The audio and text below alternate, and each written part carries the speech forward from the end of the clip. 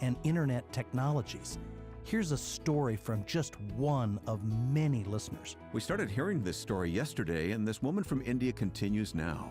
I did not have a place to live, but God prepared a person who understood my situation and gave me a place to stay in His church. Even though I joined in their worship, I did not understand what was being said, but I had peace in my heart. I was still listening to your program when someone gave me a Bible, which I began reading and comparing your radio messages. God touched me, and I gave my life to Him. God used your broadcasts as an instrument to change my life, and I thank God for you. My current job did not make much in wages, but I buy tracts and give them to others like me so that they will also know about Christ and also about the love that changed me. Like many of the testimonies we hear, this woman's life was filled with multiple influences. The church reached out to her, someone gave her a Bible, and the Christian broadcast she heard on FEBC helped her grow in her understanding so that she could come to faith. And what a faith she had. With the minimal wages she has, she uses that money to buy tracts and share the gospel with other people. Would you take a lesson from this woman in India today and reach out in some way to demonstrate your faith by sharing the truth of Jesus Christ? It's a great story. For more, go online to our website, febc.org, and learn how to pray for India and many other countries. febc.org. Missions are about reaching out to the people God's placed in our paths with the life-changing message of the gospel. And on Missions Today, we dive into the stories of God at work around the world and in your neighborhood through people like us, utilizing the tools God's provided. Missions Today is moving to a new day and time here on Moody Radio Cleveland. I'm your host, Colin Lambert. Join me Sundays at 6:30 p.m. That's Missions Today, now on Sunday evenings at 6:30, Moody Radio Cleveland. Moody Radio Cleveland, broadcasting since 1958. WCRF Cleveland, WVMS Sandusky, WVML Millersburg, WVMN Newcastle, WVME Meadville, WVMU Ashtabula, and everywhere with the Moody Radio app or at moodyradio.org/Cleveland. I just wanted to say thank you for being here. U.S. officials remain on high alert for a potential Iranian attack on Israel. It's 6 o'clock. I'm Ron Eastwood, Moody Radio News. This comes as efforts to reach a ceasefire in Gaza are intensifying, with negotiations set to take place today. Israel is sending a delegation to meet with Qatar, Egypt, and U.S. officials, while Hamas says it will speak to mediators after, if there are serious developments. The city of Cleveland is continuing to accept pre-applications for its home repair lottery. $10 million has been allocated for citywide home repairs, and up to 150 local residents will be selected to receive some of those funds to cover the cost of residential repairs and renovations. The deadline for completing the home repair lottery pre-application is August 28th. And Akron Public Schools is finalizing its plans for transporting students this upcoming school year. The board voted recently to allow the district's 112 independent contractor drivers to have first dibs on transporting 1,200 of the district's most vulnerable students. The board then approved a contract with Templeton Transportation, LLC, as a supplement to the independent contractors.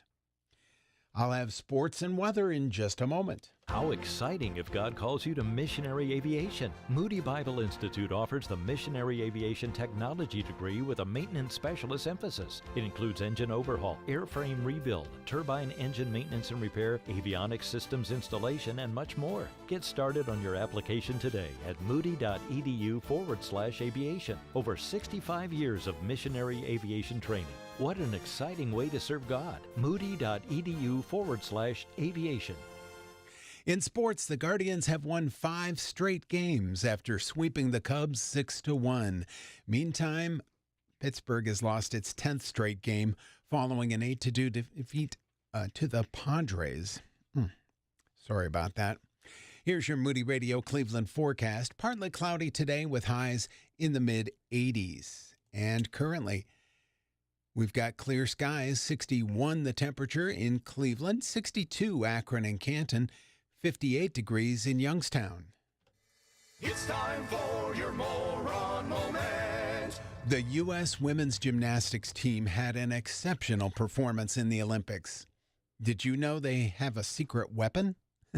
All throughout the games, Beacon, the golden retriever, has been within petting distance of any of the 5 members who may feel some pre-performance jitters. The topic of mental health in gymnastics has never been far from stories about the U.S. Olympic team. Beacon has been with the team since it was undergoing Olympic trials in Minneapolis. With so many hopeful young gymnasts waiting their turn, what could have been better for their nerves than a big, oafish golden retriever walking by and sticking its big blonde schnoz right into their hand? And that's your Moron Moment. And you'll find that on our Facebook and Instagram. It's 6:03. With Moody Radio News, I'm Ron Eastwood. Broadcasting live from the Bob Devine Studio. It's Mornings with Brian. Want to join the conversation? Call or text now at 440-546-2255. It's Mornings with Brian on Moody Radio.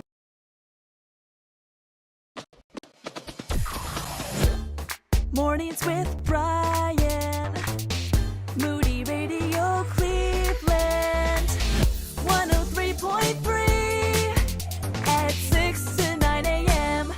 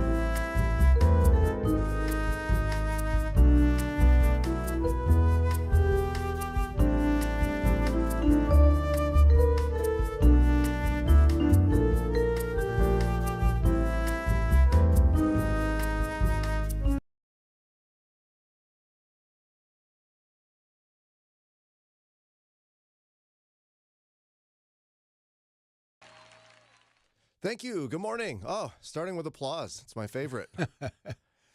Yay, Brian. You're not going to believe this, Ron. You're not going to believe it. I mean, Daria, I know won't, but you might encourage me when it's done. Okay, I'll try. I went to a professional baseball game last night. Ryan. Yeah, I did. Okay. What do you think? You're one ahead of me this season. You're one ahead of me for about a decade, I think. It's my second time. You're way ahead of me. Well, and guess what? And it was a convergence of fun. Really, half of that girl was at the same baseball game. No way. Indeed.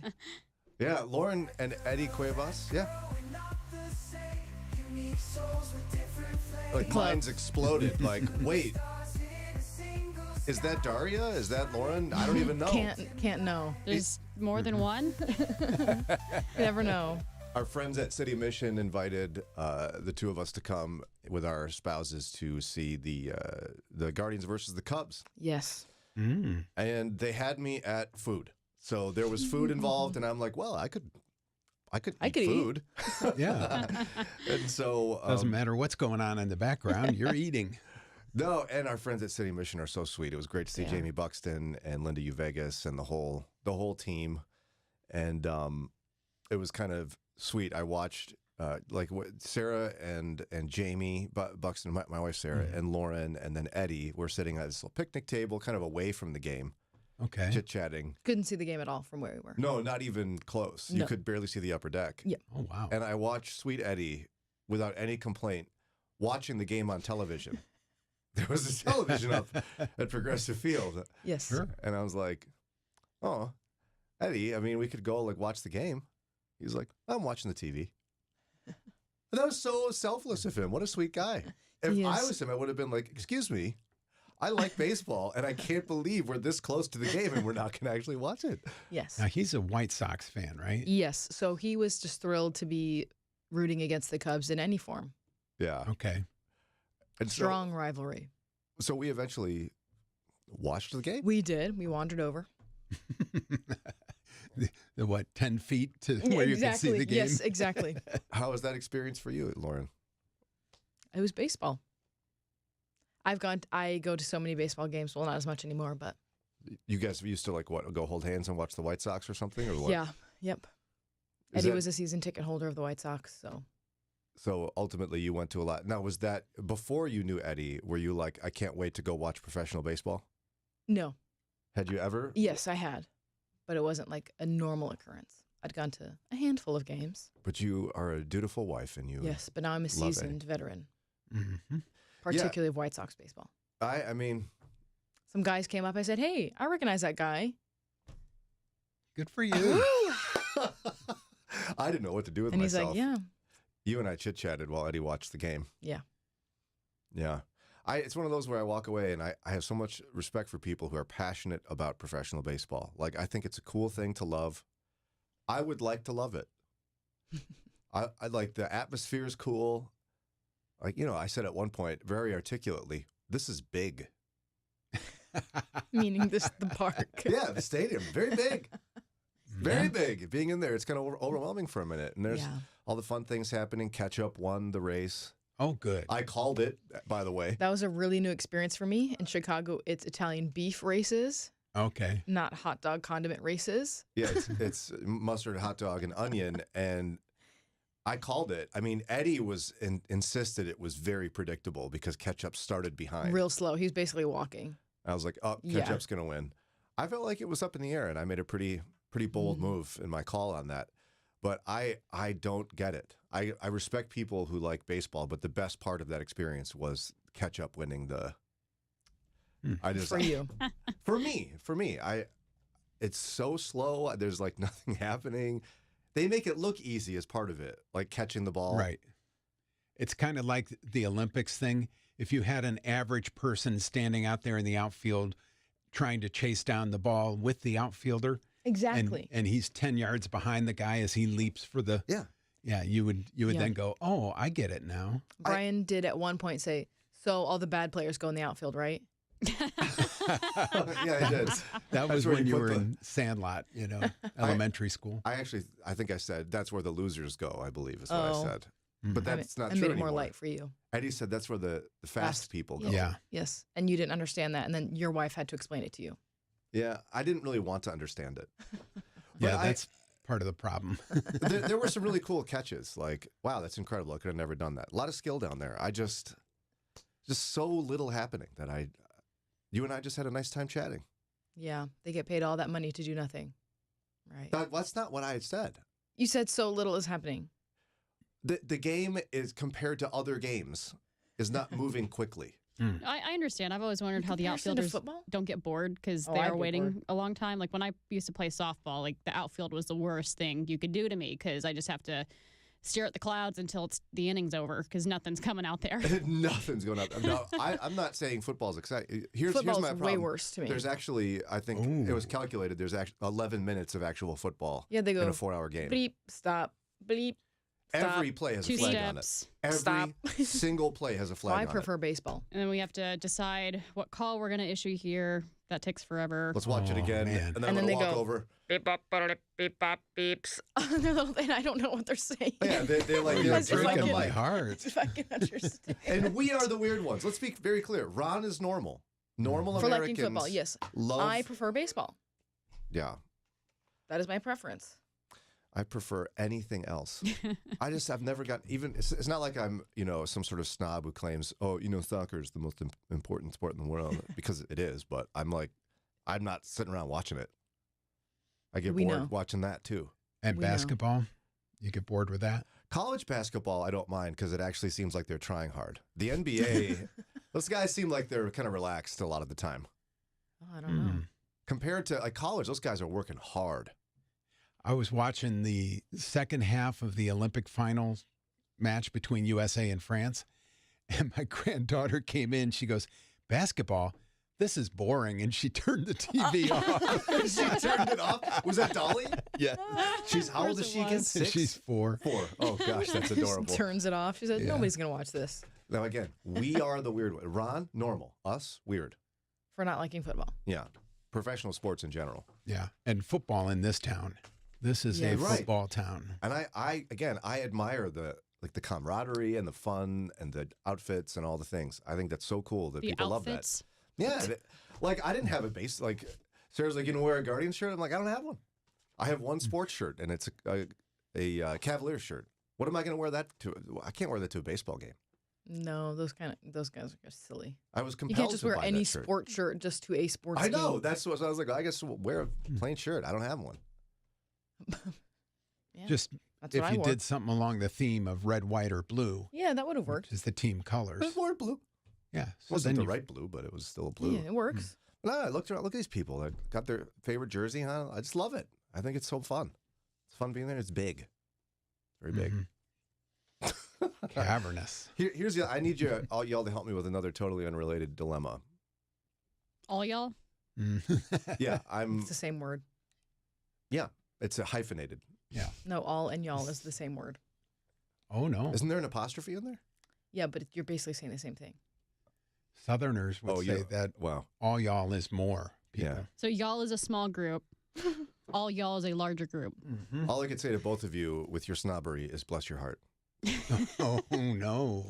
Throwing it down. I just finished listening to, because I have a long commute. It's like 45 to 50 minutes. And I did for like a year, I did Spotify and found all these new songs. And now I just know them all and I'm very tired of them. And then I did podcasts for like a year mixed in there. And I'm getting kind of bored of them. So I decided it's time to finally bite the bullet and get an Audible subscription. I Yes. just finished listening to Malcolm Gladwell's David and Goliath. Oh, thank goodness you'll stop talking about it now. Yes, I was compelled by Bothering it. me every day. Oh, He comes in, so So good. Malcolm Gladwell in this. Okay. It probably sounded exactly like that, actually. Yes, exactly. Pretty Yeah. much. Hey, Malcolm Gladwell. In our staff meeting, he even brought it up You yesterday. I guys- don't know how that happened. I learned a lot, and I was compelled all at the same time. It was so good. I listened to the whole thing. It's over. How do It's I kinda refer to sad. my experience? Did I read it? I would I say guess. yes. Yeah. I feel like I'm lying a If little someone bit. asked, more in detail, you could say, "Oh, well, I listened to it on an audiobook," but yeah. So I have permission to go to somebody, oh, I just finished reading a book by Malcolm Gladwell. You could say I just finished a book. Yeah. Yeah. I can't say but see, this is the thing. Daria, you like to read, so you're saying, no, you can't say you finished reading a book because you didn't read it. Yeah. Yeah, so that... I would just say you finished a book. See, you look down on me. I don't look down on you. I just don't think it's kind of like a podcast. It's not exactly the same as reading a book. Yeah, you don't say I read this podcast. Well, yeah, but you can say I listened to this book. And see, I'm not trying to be mean to Daria because I feel lesser than you. Oh, don't stop. No. Like you would sit down and actually read the book with your hands in your eyes, and I listened to it. I feel like I didn't quite work as hard. There's different forms of learning. There's nothing wrong with that. It's just different. I do not do well with reading books. My mind starts to wander, and then I have to go back like 45 pages. I'm like, how did I get all this way? And I don't know anything I read. So that's why I like books, because if my mind does drift, I can go back. Whereas if I'm listening to a book or a podcast, I've got no clue where my attention drifted. Actually, what you do is you just hit the back 30 seconds. Done. But yeah, I did that a few times today. It's fine. I have no clue where it is, though. But I don't like holding books. After a while, I get tired of holding it. I'm like, I don't want to hold this. It's dumb. But you're saying I can't say I read the book. I listened to it. You could say finished or like, I just listened to a book. I just completed a book. It's not weird to say you listened to a book today's, And no one's going to get offended if you say you read the book and you didn't technically read it. So I get like 3/4 of a point for reading a book. You finished a book, or I'm still confused. You get whole points for listening to a whole book. You get all 4. But technically, in a world of people who read actual books, I probably have like 3/4 of. I don't know. Of a point. I can't give you that score because I don't read. Be honest. I think it's cheating a little bit, but I'm glad that you're. I'm glad that you're reading. Thank you for your honesty. You are a Christian. You are an honest Christian woman. I knew you felt that a little bit because I feel it about myself. A little bit. I'm just proud of myself for finishing a book. So yeah, I feel like I did something. Yeah, I just read fiction. Okay. So, what'd you read? No, I've already forgotten. Hold on. Wait, you actually Lessons in Chemistry. That sounds it's horrible. A new show on Apple TV, and I was already reading it when it came out. I was like, well, I have to finish the book before I could ever watch the show. Of course, because the book's always better. Exactly. It's kind of like a chemistry textbook to me, and I'm like, what's wrong with you? No, it's not. Right, in a Christian school curriculum. It's about a woman who's a chemist, and she gets a cooking show, because cooking is chemistry. And so she teaches basic chemistry 101 through her cooking show. You read it with your eyes or your ears? My ears. Oh. I'm not a very good reader with my eyes. Yeah. Look at us. Well, you should listen to the book I just listened to, and we could talk about it. I have borrowed it in the Libby app. I love the Libby app. Me too. That's free books, right? In the library, yeah. Library. Yeah, I tried that for a while too, but I have pretty narrow interest. I'm very persnickety. Yeah, you are. Hey, you're supposed to go, no, Brian, you're not. I'll go, yeah, I'm a little bit. And you're like, no, I'm okay, a Christian, little bit. So can't lie. All right, 6:20, we're going to take a quick break. When we come back, I want to ask you all about your work life. Like, Here? think back to jobs, as in, have you had a season where you've had more than one job at a time? I want to hear more about that here in just a minute. Her name is Jenny, and maybe like you, she and her husband got tired of their health care getting more and more expensive, so they did it. They went with MediShare. We signed on with MediShare in March, had a really great experience. It was super easy to get going with them. And then in October of that same year, we found out that I had stage 3 breast cancer. We were put at ease with MediShare, guiding us and walking with us and saying that they were going to be praying for us. It's very intentional how they try to bless people when they know this is one of the hardest things that they're going through. They and their 4 kids thank the Lord, not only for her healing and how he provided for them, but she says it makes her emotional just realizing how she gets to pay it forward. What we put towards MediShare is going to be blessing another mom, and they're going to show up for her the way that they showed up for me. You save a lot, and you're part of something really, really good. Call now. It's 877-58-BIBLE. That's 877-58-BIBLE. 877-58-BIBLE. The following is not an actor, but a real-life story from Trinity Debt Management. My debt problem started probably about 2016. I needed my life to change financially. I called Trinity and I ended up joining based on high credit card bills and high interest rate. And my counselor at Trinity has been great, and Trinity has been helping me to get on the right path of paying off these credit card bills, bringing down the interest rate. They have consolidated my bills into one low monthly payment.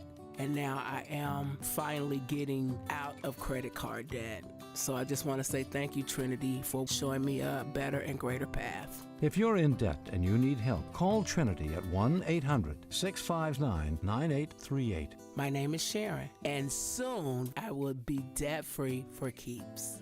1-800-659-9838. Keeping your eyes on Jesus in a changing culture can be difficult. Let us help. It's Mornings with Brian on Moody Radio, Cleveland. 6:22 now, and we're going to do it again today. It's unbelievable, but Lauren's a generous woman. So we're going to give away a pair of registrations to the Renew Women's Conference. It's coming up Saturday, September 7th, Canton Baptist Temple. Dr. Julie Slattery is the featured speaker. It'll be a great time had by all, and we're going to give away a pair of registrations along with our friend David Szfranski right after Ron's 8 o'clock news. Nice. Generous, generous, generous. But if you want to buy tickets now, just text RENEW to 440-546-2255. Text RENEW, 440-546-2255. So I guess all the hip kids call it a side hustle now? Yeah. In the olden days, we would call it a second job? Right. I think what differentiates a side hustle between just a second job is it's more of a passion project. Like you might be selling stuff on Etsy or something like that. It's not like a steady stream. It's something you enjoy that also occasionally generates revenue. Yeah, it's more like a hobby, and you happen to be able to make money off of it. I always thought a side hustle was not working for someone else, but more entrepreneurial. You work for yourself. Yeah, and see, I tried to look at the origins of this because I found an article about the economy that has to do with second jobs, essentially, people that have two jobs to make ends meet. And it seems like the word side hustle, because it's hyphenated, so it's one word, I guess, it was just added to the Oxford Dictionary in 2022. The phrase has been around since the 1950s, but it really didn't start pumping up until like 22.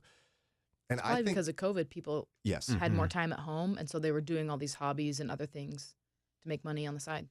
Yes. Now, the conventional understanding, I think, is, it's like the side hustle is the, look at me with my cool, I make works, I make art, and I sell it on Etsy. Yeah, if everything was perfect in life, that would be your full-time job. Right. But I think I think the usage of it is widening. I think there's a lot of people who say they have a side hustle. It's just my theory, because it sounds cool, and it sounds desperate to say I have a second job. Okay. Fair? I do think that's fair. To what extent have any of you either had a side hustle or a second job? In its meanings, you can define however you want, I guess. When I was in college, I was saving up for a trip to Italy, so I had a full-time job at Menards and a part-time job at a Walgreens. That was rough. I would sometimes do 2 8-hour shifts back to back. And when I first got married, I actually had my own film business.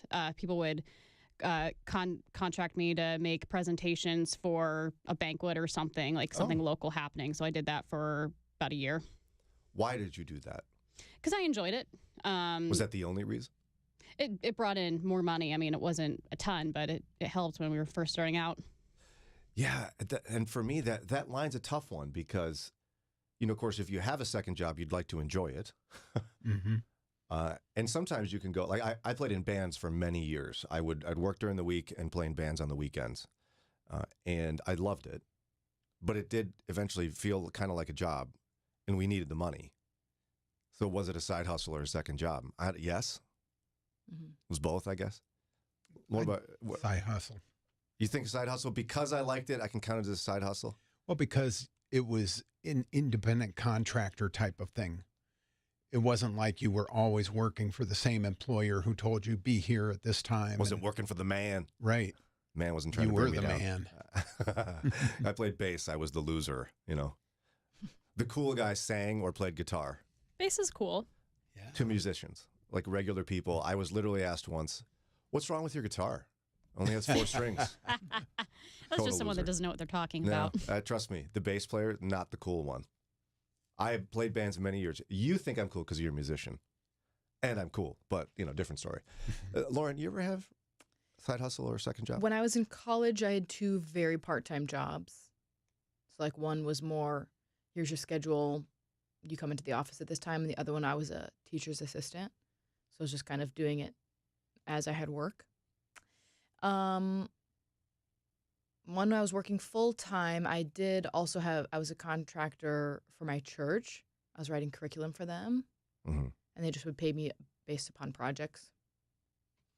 So it sounds like it doesn't sound like you were in a situation where you're like, oh no, Eddie, I need to get 2 jobs. No. We're in trouble here. Yeah, no. And you wouldn't have to share that if you didn't want to, obviously. But no, they were just things I liked to do.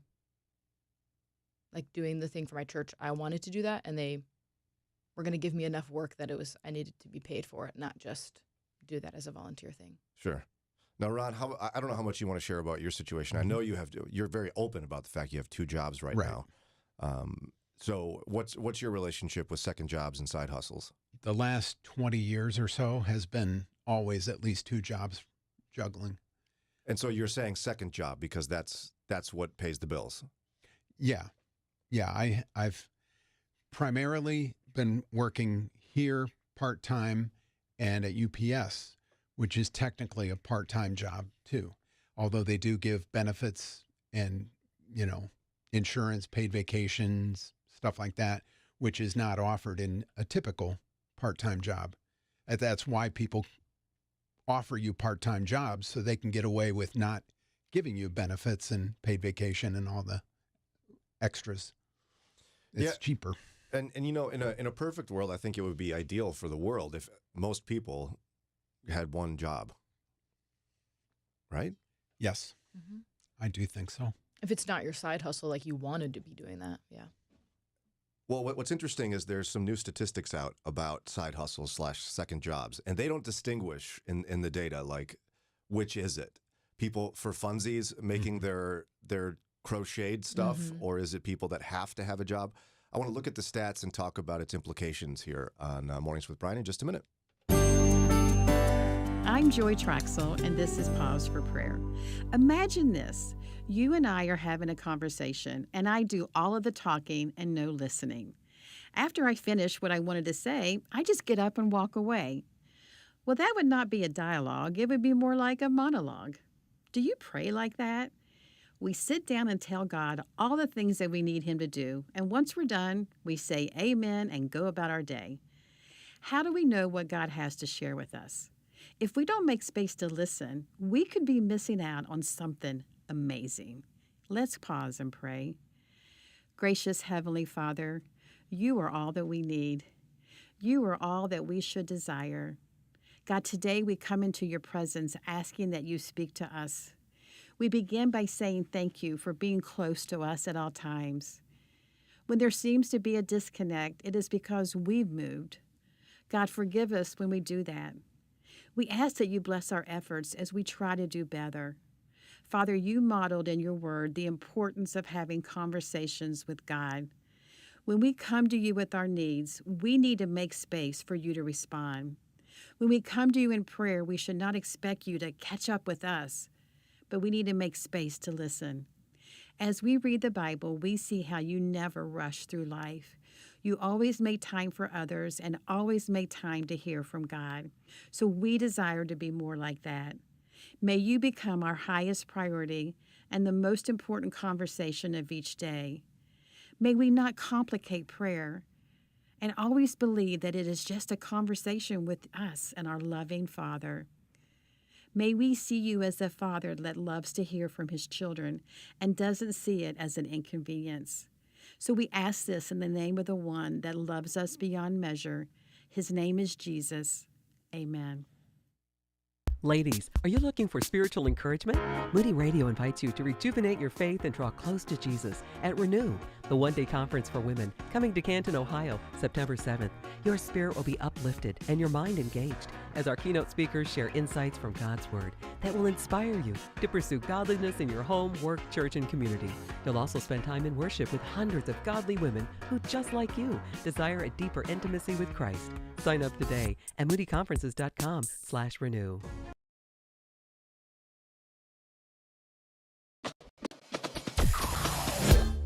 Mornings with Brian. Moody Radio Cleveland. 103.3 at 6 to 9 a.m.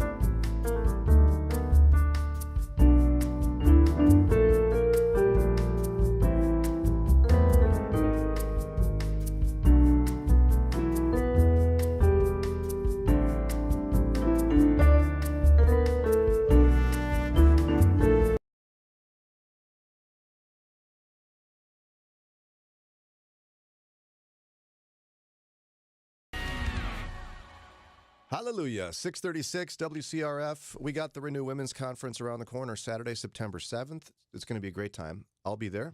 I'm one of the only men allowed to be there. Yeah. 3. And then volunteers. 3. So it'll be Josh Villa, our station manager, me. Ron's the only other one allowed.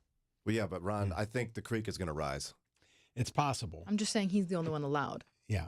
Dana has expressed interest in going. She has? She should. So if she and a friend go, there's a possibility I could go along. Oh, wow. The chauffeur. I like that idea. You and I could hang out and whisper about women. Share all we know, and that'll take about 2 minutes. Yeah. We'll actually be taking notes, I think, is what we'll be doing. But Lauren and Dario are going to MC the whole thing, and it's that girl. My mom's going to be there. She's bringing a friend.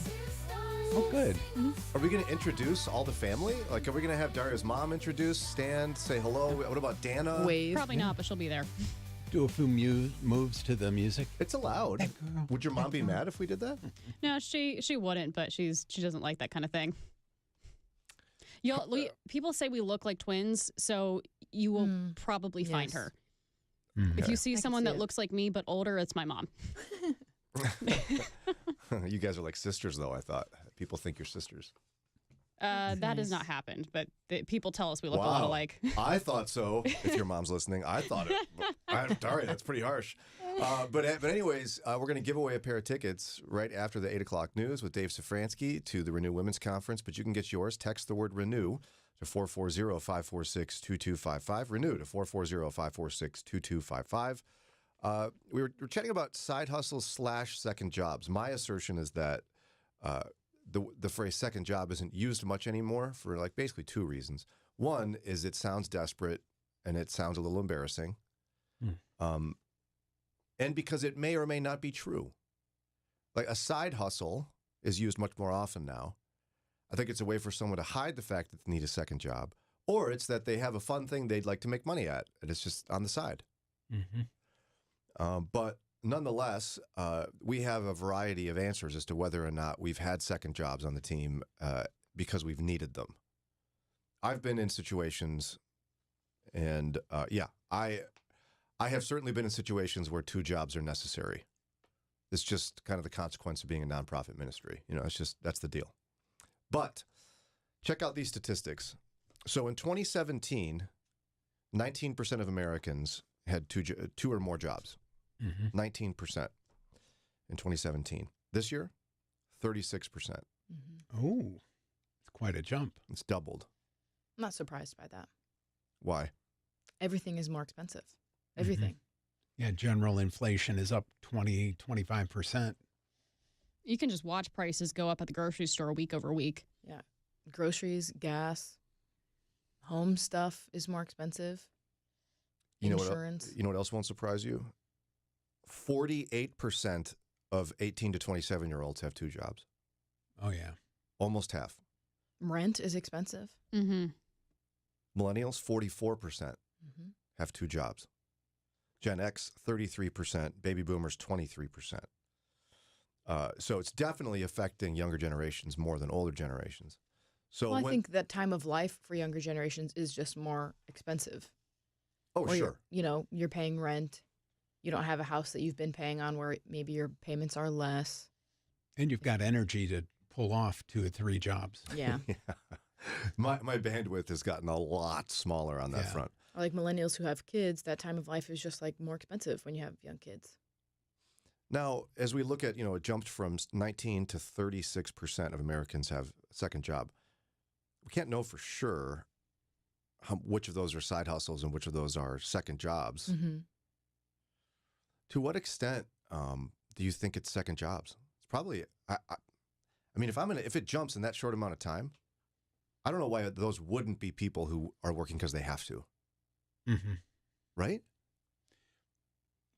Could it be that cool suddenly to have a side hustle? I think it is, many though. People? I think it is because people my age and younger recognize my career is probably not the thing I'm passionate about. And I don't think it necessarily has to be. It's the thing that I do to make money because I have to make money. But then I have this other thing that I like to do. This is my passion. This is what I want to do. This is what I want to spend my time doing.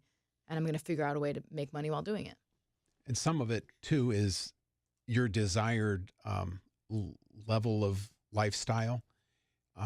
You could get by ramen noodles and mac and cheese like you did in college, you know, or we did in college. Today, they take out loans and they eat well and then figure out, wow, I've got a lot of money I owe. Yeah, I had ramen like every day for lunch with a sandwich. Yeah. I had cereal every day. You could still I had a lot do of that. cereal in college. But people don't want to. So, ergo, get a second job so you can afford to at least eat lunch meat.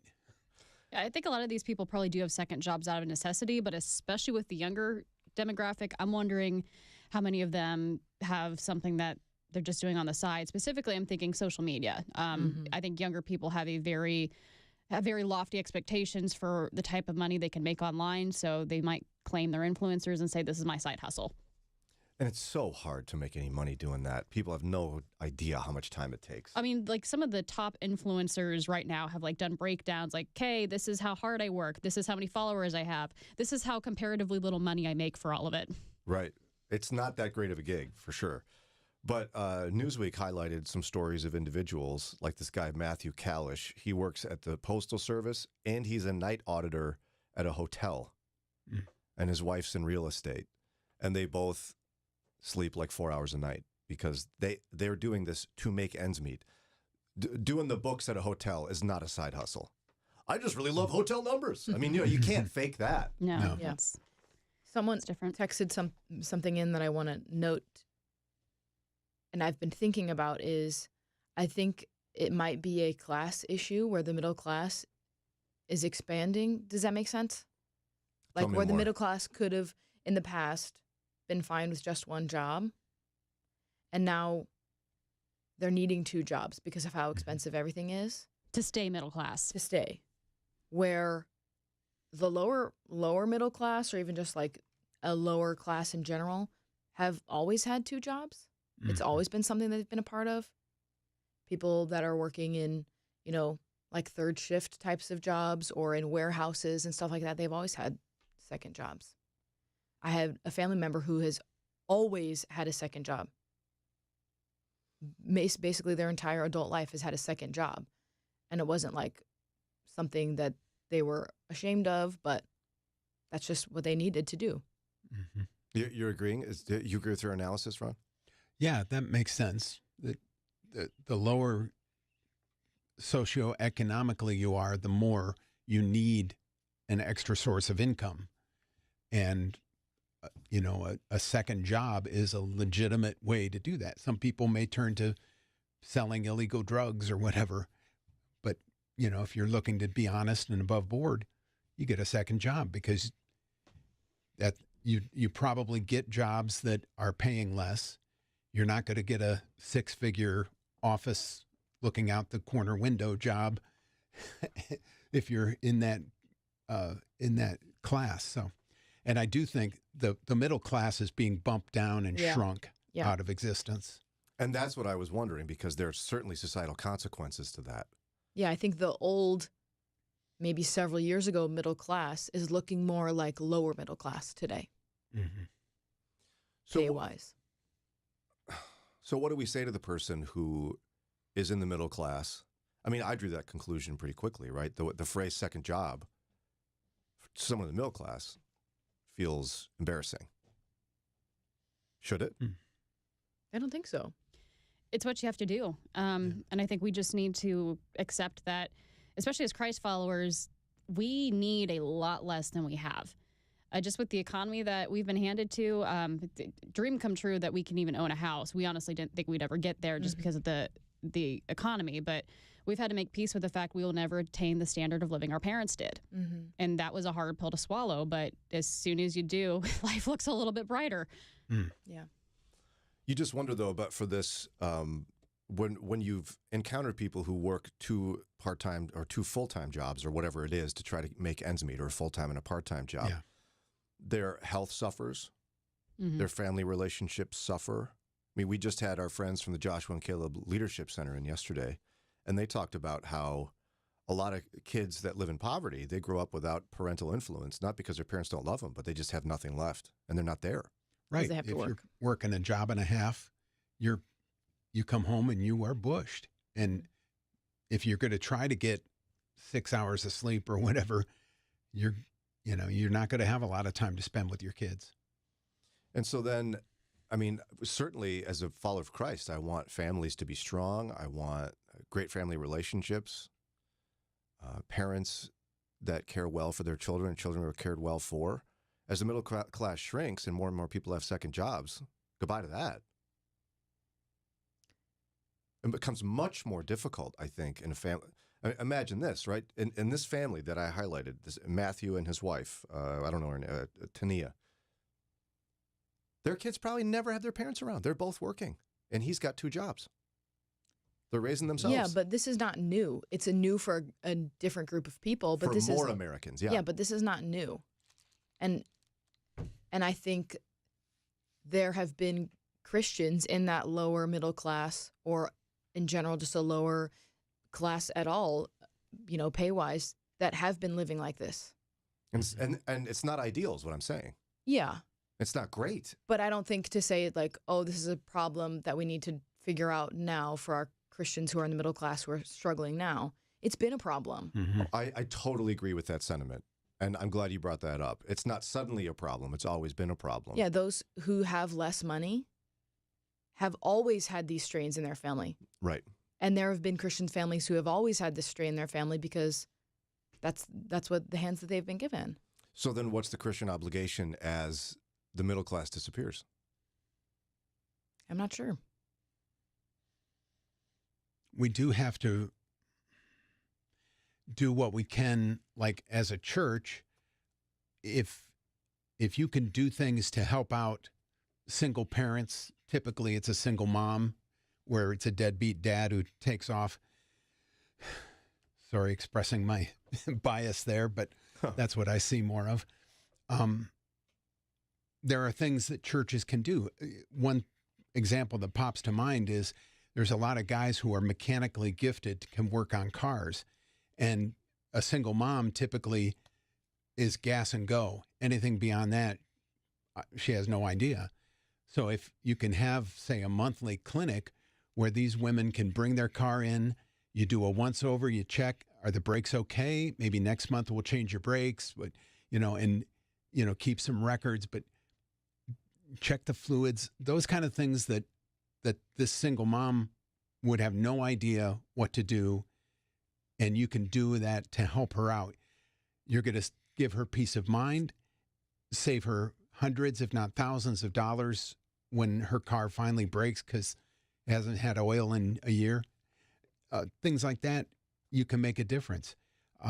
Even setting up food kitchens for a family that has fallen on hard times, if they can go, somewhere out of the way and with dignity be able to take food from this pantry that you've set up, not be like, come on down to the front of the church and we're going to show you all the food we're going to give you, poor, helpless people. That's no good. Just quietly off to the side. Nobody needs to know they're getting the help, but, if they need it, provide it. Well, and that that also draws to, and I want to take a quick break when we come back. Daria brought up needs and wants, and it's important for us to understand the difference. I actually saw a Christian friend post on social media a meme about millennials and Gen Z. At the end of the day, it's ultimately about ideas of needs versus wants. And I think that's worth exploring a bit because our attitudes about people struggling financially, I think they should matter. We'll get to that here in just a minute. 1959, Cuba. This is the biggest demonstration in Cuba's history. Almost 1 million people are here. There is Fidel Castro, the leader. Cuba then became a one-party, communist and atheist state. When the revolution took over in 59, things becomes bad to the churches. But today, this longtime Cuban pastor sees hope. We really think that this is our time to reach our country. Now people are willing to listen to the gospel. Cuba needs Jesus. Cuba needs you. you can be part of something really big. Join TWR in taking the good news of Jesus into Cuba every night by radio. Radio waves can reach everywhere. Any Cuban could listen to the gospel. Partner today with TWR. Go to CubaNeedsJesus.org. You are invited to experience Moody at our beautiful campus in the heart of downtown Chicago. Campus visit days are September 13th, October 18th, or November 15th. Explore life as a Moody student, attend classes, enjoy chapel, meet with students and advisors, and view our world-class city. If you're a student or the parent of a student, learn more at moody.edu/visit. Can't make it in person? We'd love to visit with you online. Go to moody.edu/visit. Pastors have to make tons of decisions, including what to do to meet healthcare needs for themselves and their staff. Christian Healthcare Ministries specializes in making healthcare decisions easy and affordable. Not insurance, but a health cost sharing ministry for over 40 years. CHM opens the door for individuals, families, and yes, pastors to be a part of a biblical way to meet medical bills. Get more information and answers to your questions at chministries.org/Moody. That's chministries.org/Moody. Keeping your eyes on Jesus in a changing culture can be difficult. Let us help. It's Mornings with Brian on Moody Radio, Cleveland. 6:52 on WCRF. Text Renew to get your Renew registrations to the conference on September 7th at Canton Baptist Temple. Text Renew to 440-546-2255. All right, so in 2017, 19% of U.S. adults had a second or more job. That number jumped now to 36% of Americans have a second or third job. Mm-hmm. And many of them to make ends meet. Again, we don't know how many are just cute side hustles where someone's an influencer or whatever in the world that means, or how many people need it. But certainly the biggest struggle is among Gen Z and millennials in both categories. About half of them have two jobs. So we talked about the need for Christians to care for those who are struggling, obviously. Mm-hmm. But I think we learned from Jesus, right, that our attitude matters. Mm-hmm. If I hate my brother in my heart, if I'm driving and I'm yelling at the driver in front of me, I'm, in my heart, murdering him. Yeah. My attitude matters. So I want to know what you think of this, because I know a lot of people think this. I don't know to what extent it's accurate. So here's what somebody I know posted on Facebook, a Christian guy, probably somewhere between Ron and my age. Nobody talks about how millennials and Gen Z can't afford homes, but the generations before didn't have European vacations, boutique gym memberships, streaming subscriptions, new nails every month, elaborate bachelor and bachelorette parties, concerts, lattes at cafes, therapy appointments, trendy new wardrobe every season, premium cosmetics, dinner out every weekend, and new cell phones yearly. I have like two of those things. There is an element of truth in there, but it is a very gross caricature. Okay, so what's the element of truth? I think because they're still very young. Younger Gen Z, they do have issues with knowing what is a good investment with their money. Like they do like coffee out a lot. But I don't know anybody that is getting new clothes all the time. We're really big into thrifting, at least most of my friends are. No one is going on these fancy, elaborate vacations. And therapy is not, you're not squandering your money on therapy. Like, that's something that you need. Well, this person clearly doesn't think that's the case. They're like, well, in my day, we couldn't afford therapy. And so you just push through it. Well, no, you just stuffed your feelings. Right. Yeah. Stuff your feelings. Save your money.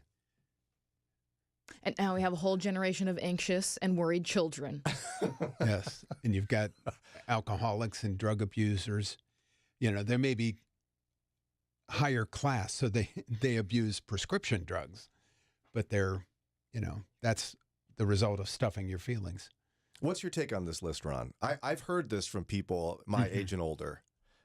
All these kids these days complaining about all the things they can't afford. Well, look at all the stuff they got. Yeah. I didn't have all that. I liken it to when my kids would come to me and say, well, all my friends have a new bike. All my friends have this. And it turns out one friend has the new bike, one friend has a cell phone, one friend has the Xbox. And, so you can pick or choose, but they lump it together like they all do. In the same way, yes, you will find millennials and Gen X at the coffee shop wearing their beret and scarf. You will find pictures of the groups on, I'm backpacking through Europe, or, all those things are true. But like Daria said, it's a grain of truth. You don't find the one person doing all those things unless they're, related to Mark Zuckerberg or, Warren Buffett or something. And I think also he's talking a lot about things that he's seen on social media, which means a lot of those people are probably influencers, and they get those things for free. Correct. Or they're lying. For posting about it. Yeah. They're getting that as a trade because they're posting about this company or this organization or this coffee shop or this coffee brand or this nail salon, and they're getting that for free. And this is where Daria's comment earlier about needs and wants comes in, because what this is this is someone saying, you're not worried about your needs, you have far too many wants. You said there were 2 things on that list that you indulge in. Yeah, you'd have to read it again for me to remember what they were. European vacations, boutique gym memberships, streaming subscriptions. That's one. You have a streaming subscription. Streaming, yep. New nails every month. Well, people had cable back then. Right. Which is more expensive than streaming services. Elaborate And we also share, bachelorette parties. Nope. Concerts. I didn't pay for that. Yeah, see, it's a funny thing. You went to see Justin Timberlake, I think is what it was, and Daria went to see Billy Joel. How dare you both do this? How dare you? You are young people. In my day, we couldn't afford to go to As concerts. Dave always says, you can save to do the thing that you want. For Dave, it's buying golf clubs. For me, maybe I wanted to save to go to a Justin Timberlake concert. People absolutely went to concerts back then. But I think people went to concerts more. Oh, yeah, totally. Well, not me. Well, you've always been a cheapskate. Now, Lauren, yes. You don't need streaming subscriptions. Come on. You can't whine about the economy and sit there and watch Netflix. Sorry. We share Netflix with like 3 family members, so at the end of the day, it's like $4 for us.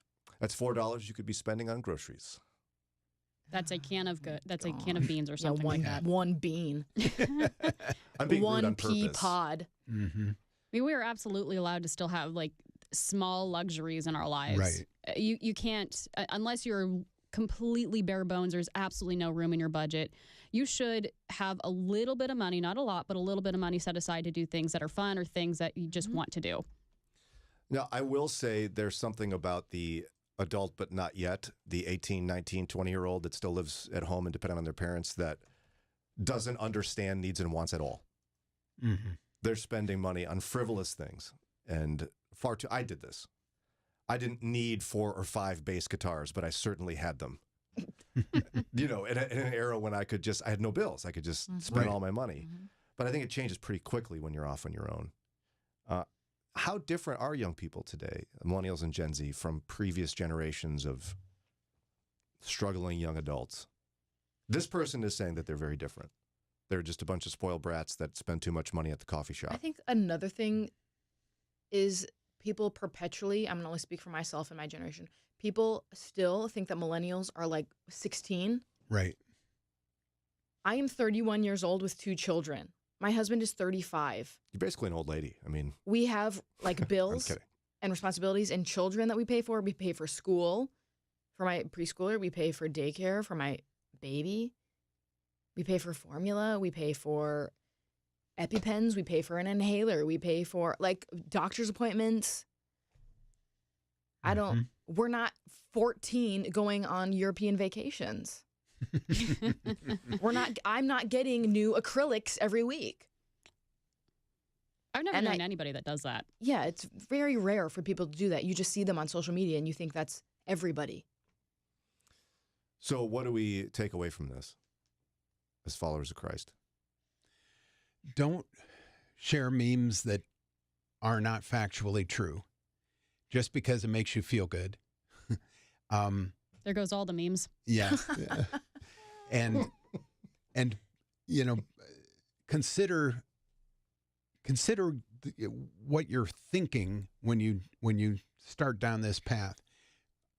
Are these younger adults really doing all these things? Are they really, so different than we were when we were kids?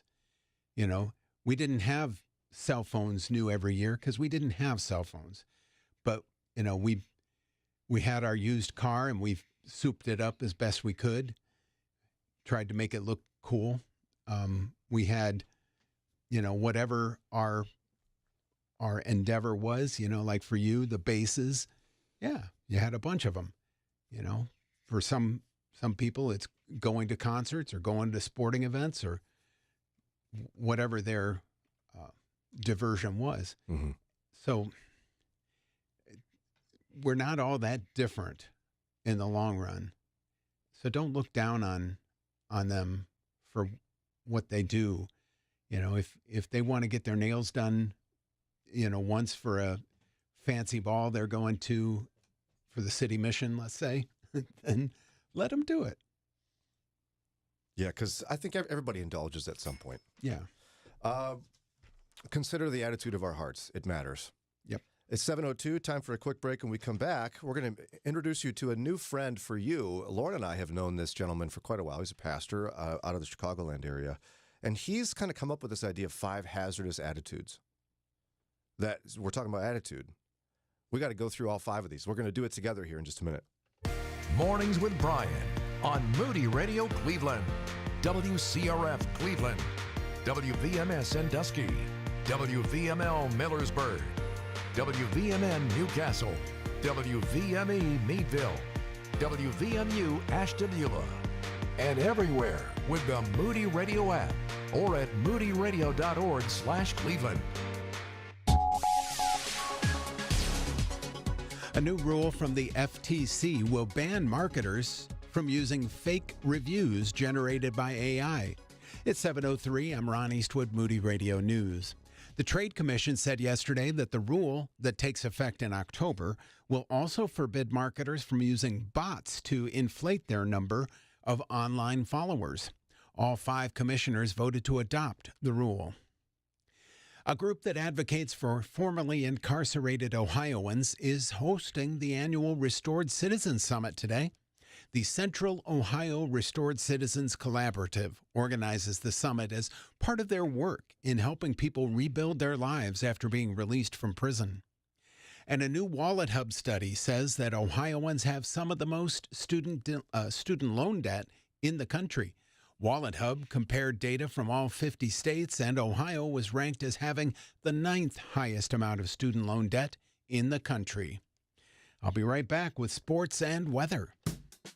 Reading the Bible is essential, reading the whole Bible. But some Old Testament books like Numbers and Leviticus can be so overwhelming and confusing that maybe you've skipped them. Christy Anyabwile is a teacher who loves God's Word and has written a 6-week study to understand the Old Testament books of the law. Christy teaches that the law wasn't just for those people back then, it's for believers today. Pick up a copy of Delighting in God's Law at moodybooks.org.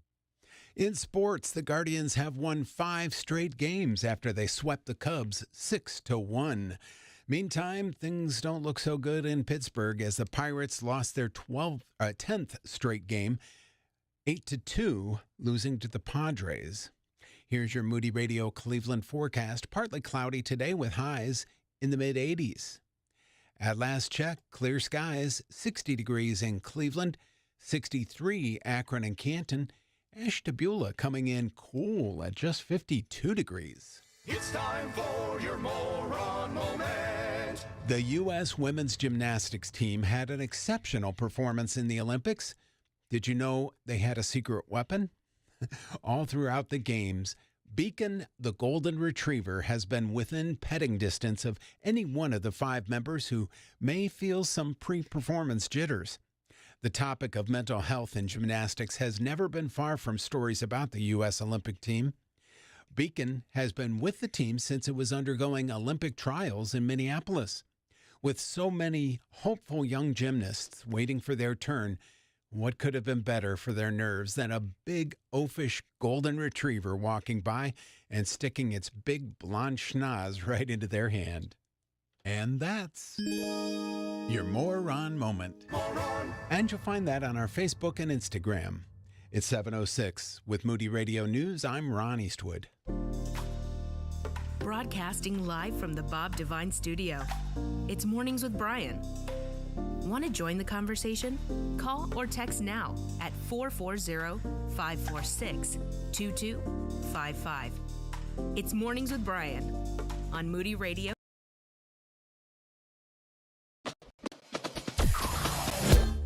Mornings with Brian. Moody Radio Cleveland. 103.3 at 6 to 9 a.m.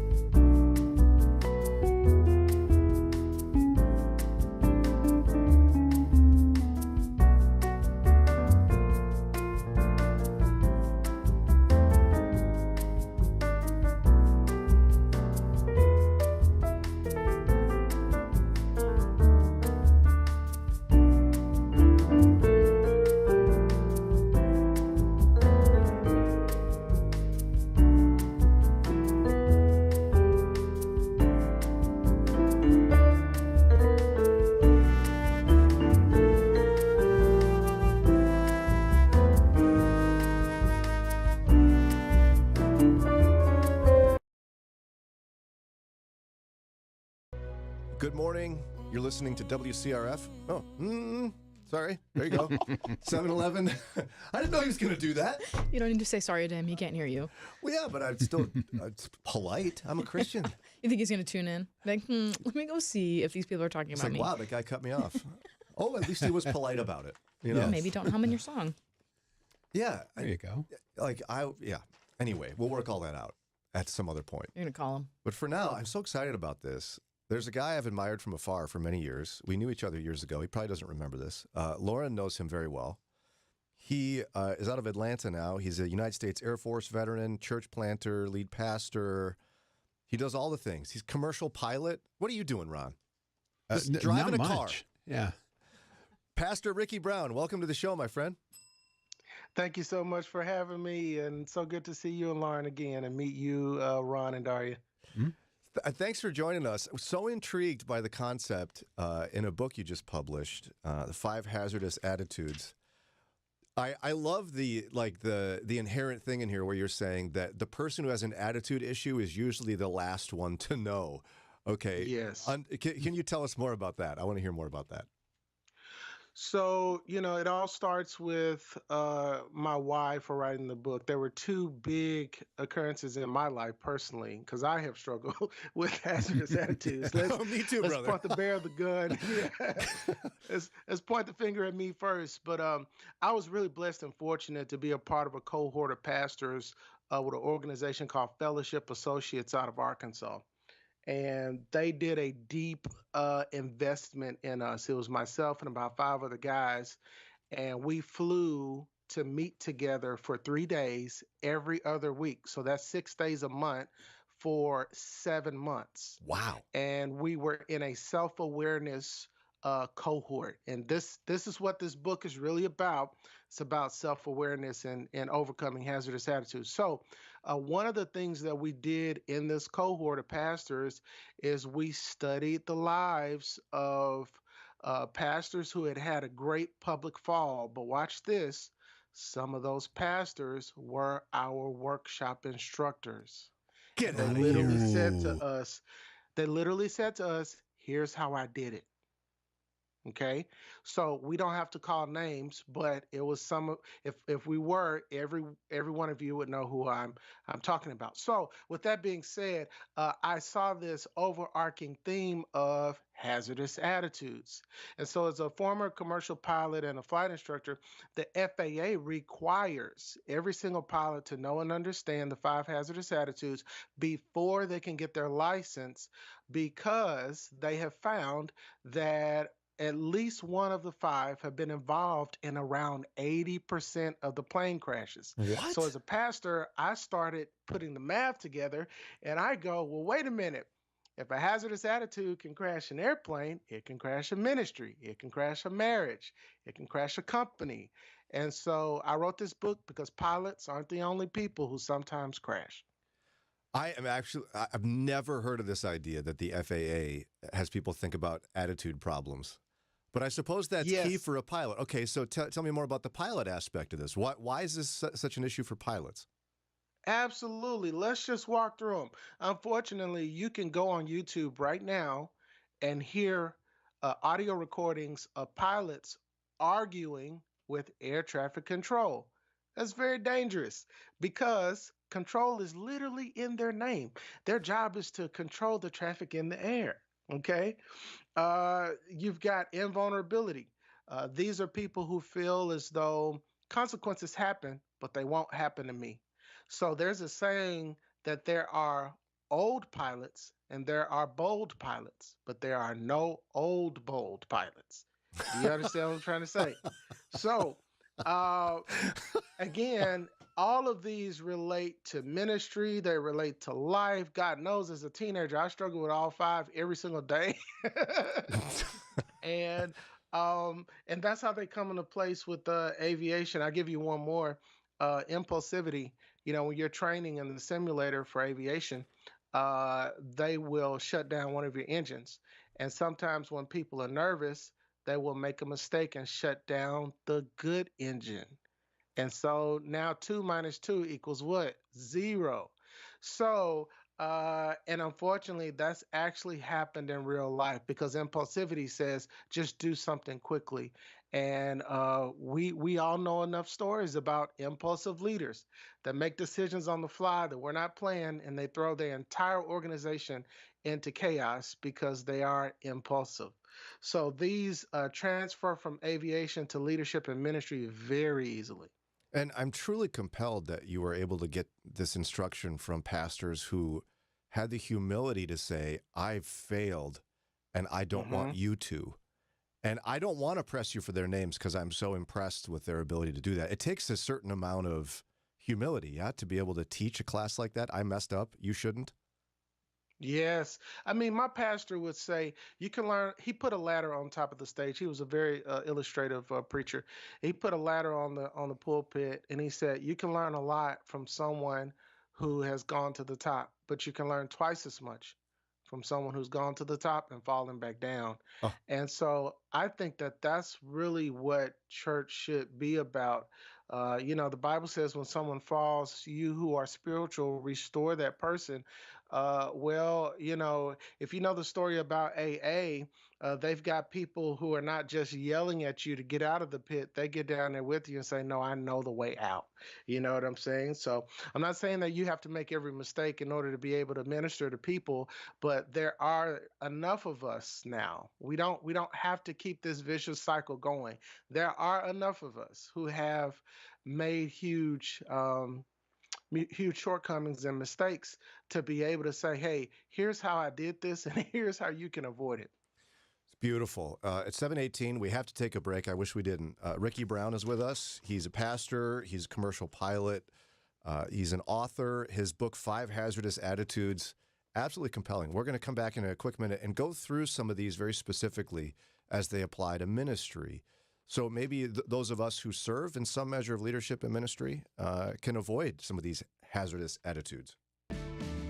If you've been putting off estate planning, Moody Bible Institute is ready and willing to help you get started through a free estate planning seminar. You'll hear from a Christian attorney and trusted advisor who will outline how to leave a legacy for your loved ones and the ministries you care about.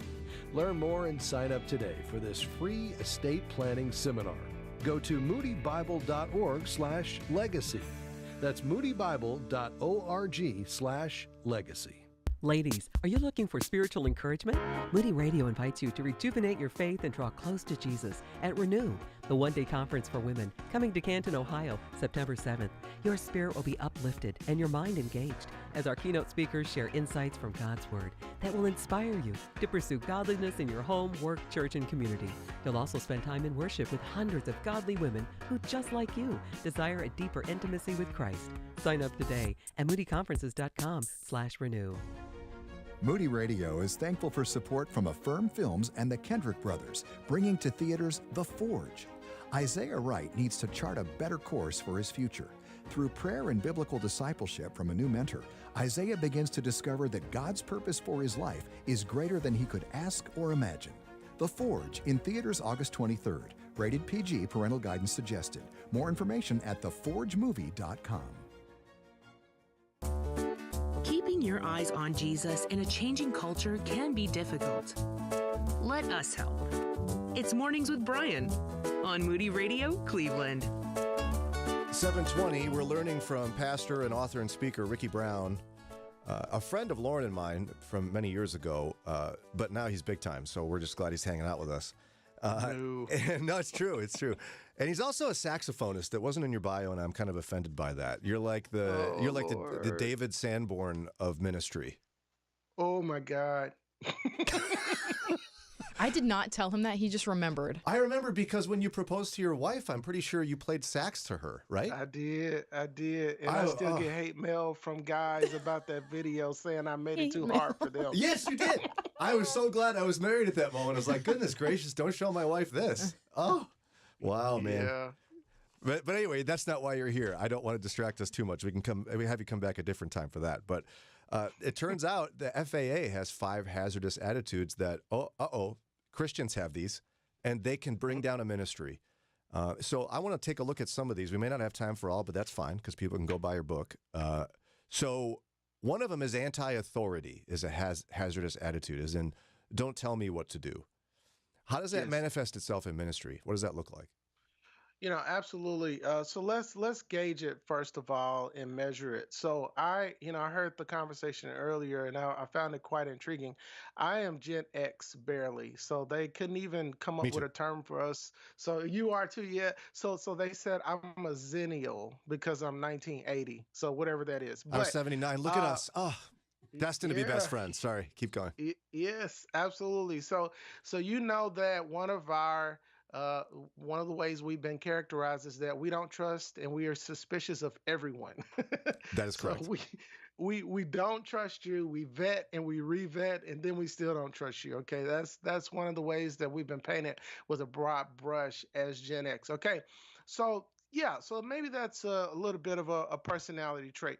But if you challenge authority on every turn and you see rules as frivolous and silly, now we've got an issue. Okay. So it's important to gauge it first. And the concept of authority in the church and in the body of Christ, let's be honest, has really been thrown to the wind. And I point the finger at pastors first because I'm a pastor. Here's why.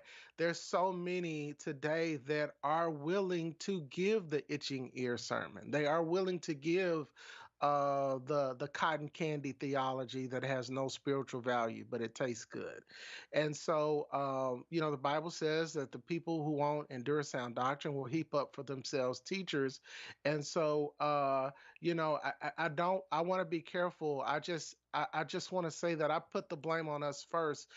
We are raising an anti-authority generation from a spiritual formation standpoint, from the pulpit. And one of the things that I've said in my church is simply this: uh, if we create a concierge level Christian experience, no wonder we're having a hard time telling people to take up your cross and die and follow Jesus. Yeah, The two don't go together.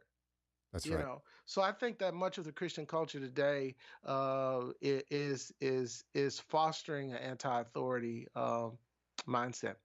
Because I mean, we're to be the opposite. Yeah, we're to be people who submit not only to authority but to the Lord, and so submission has to be ingrained in who we are.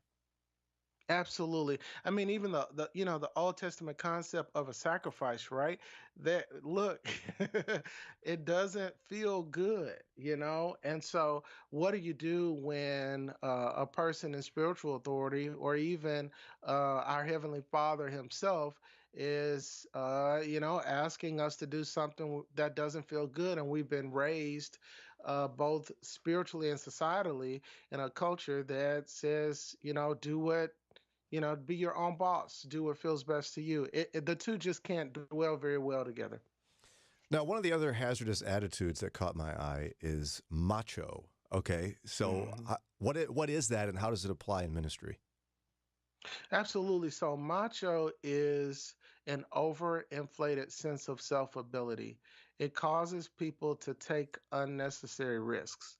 And as it relates to a leadership standpoint, it's no secret that we can have people in ministry who tend to uh, overly rely on their talents, overly rely on their skills. And so, where I should have been treating things as a spiritual matter, I should have been praying, I should have been, fasting, seeking the face of God. Hey, I've got this. One of the most striking comments I've ever heard was said in Torrey Gray Auditorium on the campus of Moody Bible Institute. Dr. Tony Evans said, "The problem with ministry is that you can learn how to do it." And that thing stuck with me. That stuck with me. He literally said that you can be doing ministry completely independent of God. And so we sort of kind of see this in Samson. He didn't understand where his abilities stopped and God started. And so I think that those who are uber talented and gifted, you got to really watch out for that, because it's an overinflated sense of self-ability that causes people to take unnecessary risks, because after all, I can do it. So what's the antidote to that in ministry? Absolutely. So that's really important with each of these hazardous attitudes. It's not just designed to to pull back the covers and say, "Hey, here's where you're deficient." At the Right. end of each chapter, you have what I call attitude adjustments, where we drill down even more. And if you love fables, if you love story, that's really the inspiration for this. The method I use, Luke, I believe 33 and 34 said, well, 434 says, and he always taught them with a story. So there are compelling stories that cause each of these hazardous attitudes to just jump out at you. And then we go through the antidote. So the antidote to macho is simply taking unnecessary risks. Is foolish. To actually say out loud the words, taking unnecessary risk is foolish. In vulnerability, the antidote is to say out loud, it could happen to me. So think about this. The FAA has published in the Pilot Handbook of Aeronautical Knowledge that the antidote to each of these hazardous attitudes is our words. Think about that. Think about that.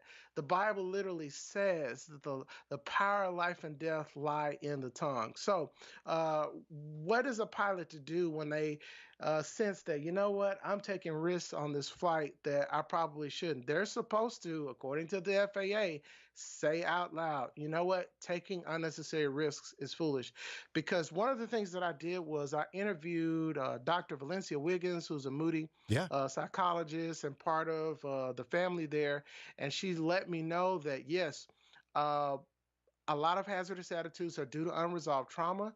And so what we have is an ability to use our words to frame our worlds. It is really hard to say one thing out loud and do the opposite. So that's really interesting that even the FAA understands the power of our words. You say you like declare a truth from Scripture about who you are and your weaknesses, and that can help you overcome them. Absolutely. Absolutely. Let's take a look as well at impulsivity as one of the hazardous attitudes. Tell me what it is and how we can avoid it. So impulsivity is the hazardous attitude that causes people to act before they think. Okay, it says just do something quickly. You know, to gauge this one, I heard the discussion about purchases.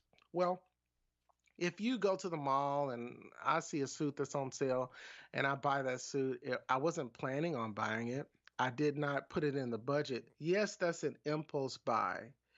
But what if I buy one in every color? Now, that's a big difference in impulsivity. Okay. So I'll give you another example. Moving from stewardship to leadership. When I was a lead pastor, now I'm a teaching pastor at a great church in Atlanta. When I was a lead pastor, I had planned to do something. I had planned to make this hire. I had let a few people know, and it was a sort of unique position I wanted for our church. And I was the founder of the church, and we all know, let's be honest, founders get away with murder sometimes. and, and so I was scrolling social media. This is a bonehead leadership mistake I made. I was scrolling social media and I saw my friend, who's a pastor in South Loop, had posted a job opening for the exact same type position that I felt was super unique. So what did I do on impulse? I created a job description. I shored it up. I ran it through a spell check and I posted it. And you know what? That threw my church into a loop because there were leaders that had no idea what I was planning to do. And so impulsivity, I've seen that. I mean, why is who is the most impulsive CEO that we know today, and why is it Elon Musk, right? I mean, impulsivity is not a good trait for a leader to have. It throws our organizations into chaos. That's so great. Again, we've been having a wonderful discussion with Ricky Brown, who is a teaching pastor, commercial pilot, United States Air Force veteran, saxophonist, guy making us all look bad by using that saxophone to propose to his wife. We love the guy. How do people get more information about you and your new book, The 5 Hazardous Attitudes? So really quick, in summation, I told you about chapters 1 through 5 and 6, but here's chapter 7. Um, I explained why you can change your attitude, but you can't change your heart. And so I explained that lasting change happens in the heart, and that's only through Jesus. And Amen. he's the only path to the Father and eternal life. So the reason why this is so cool is because I just signed Tyler Perry Studios to do 6 months of leadership training there. And every single mid-level manager and executive in Tyler Perry Studios got this book and study guide. And in chapter 7, guess what it has? A plan to salvation. Oh, wow. So all things Ricky B is my Instagram handle, and you can get the book at architectyouratitude.com or on Amazon. But please know that it's more than just a self-awareness, self-help tool.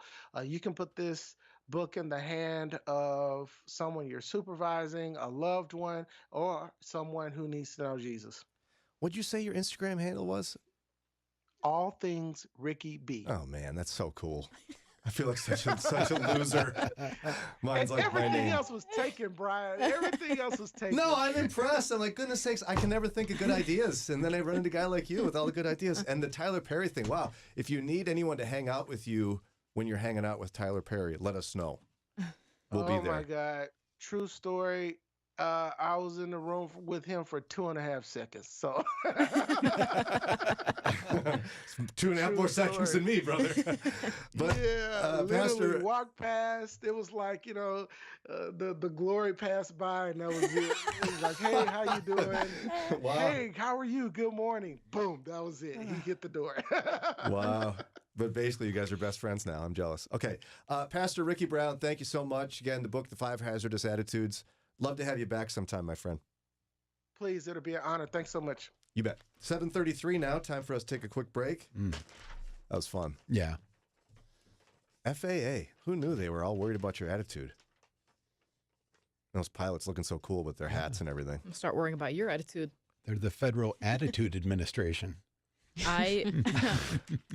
Growing up, I had a wooden spatula, and on it in Sharpie it said Lauren's Attitude Adjuster.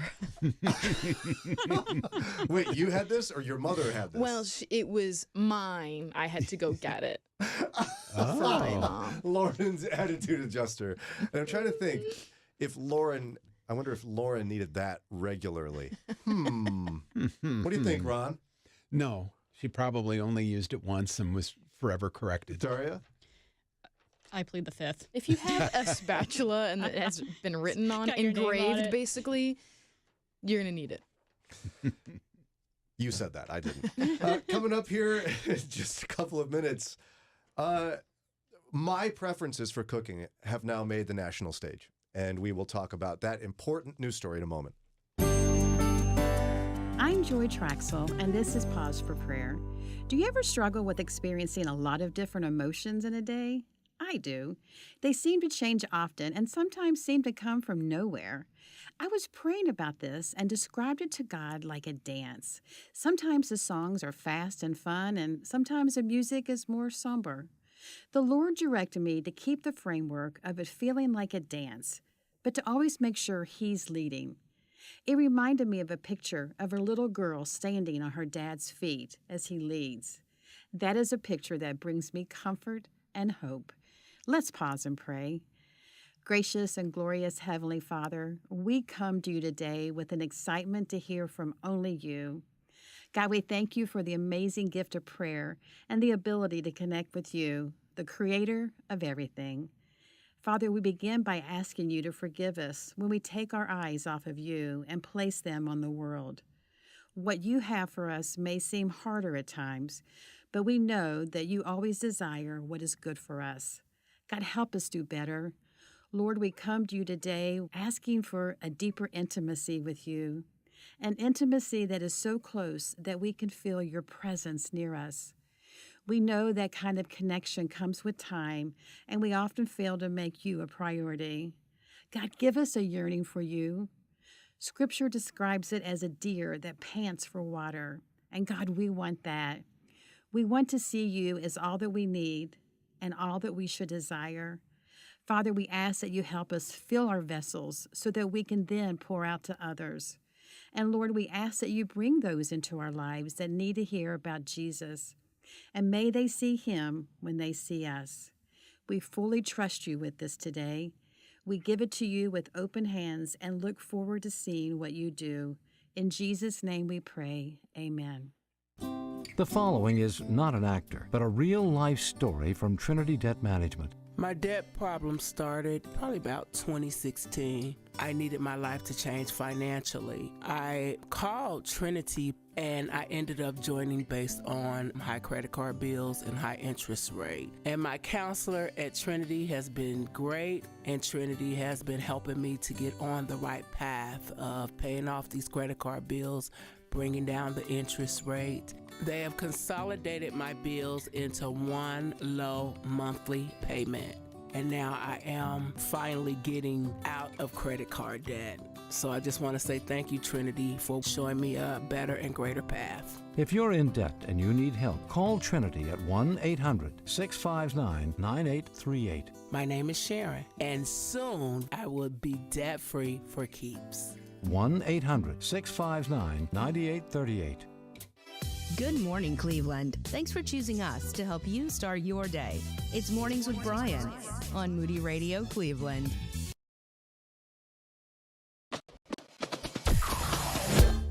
Mornings with Brian. Moody Radio Cleveland. 103.3 at 6 to 9 a.m.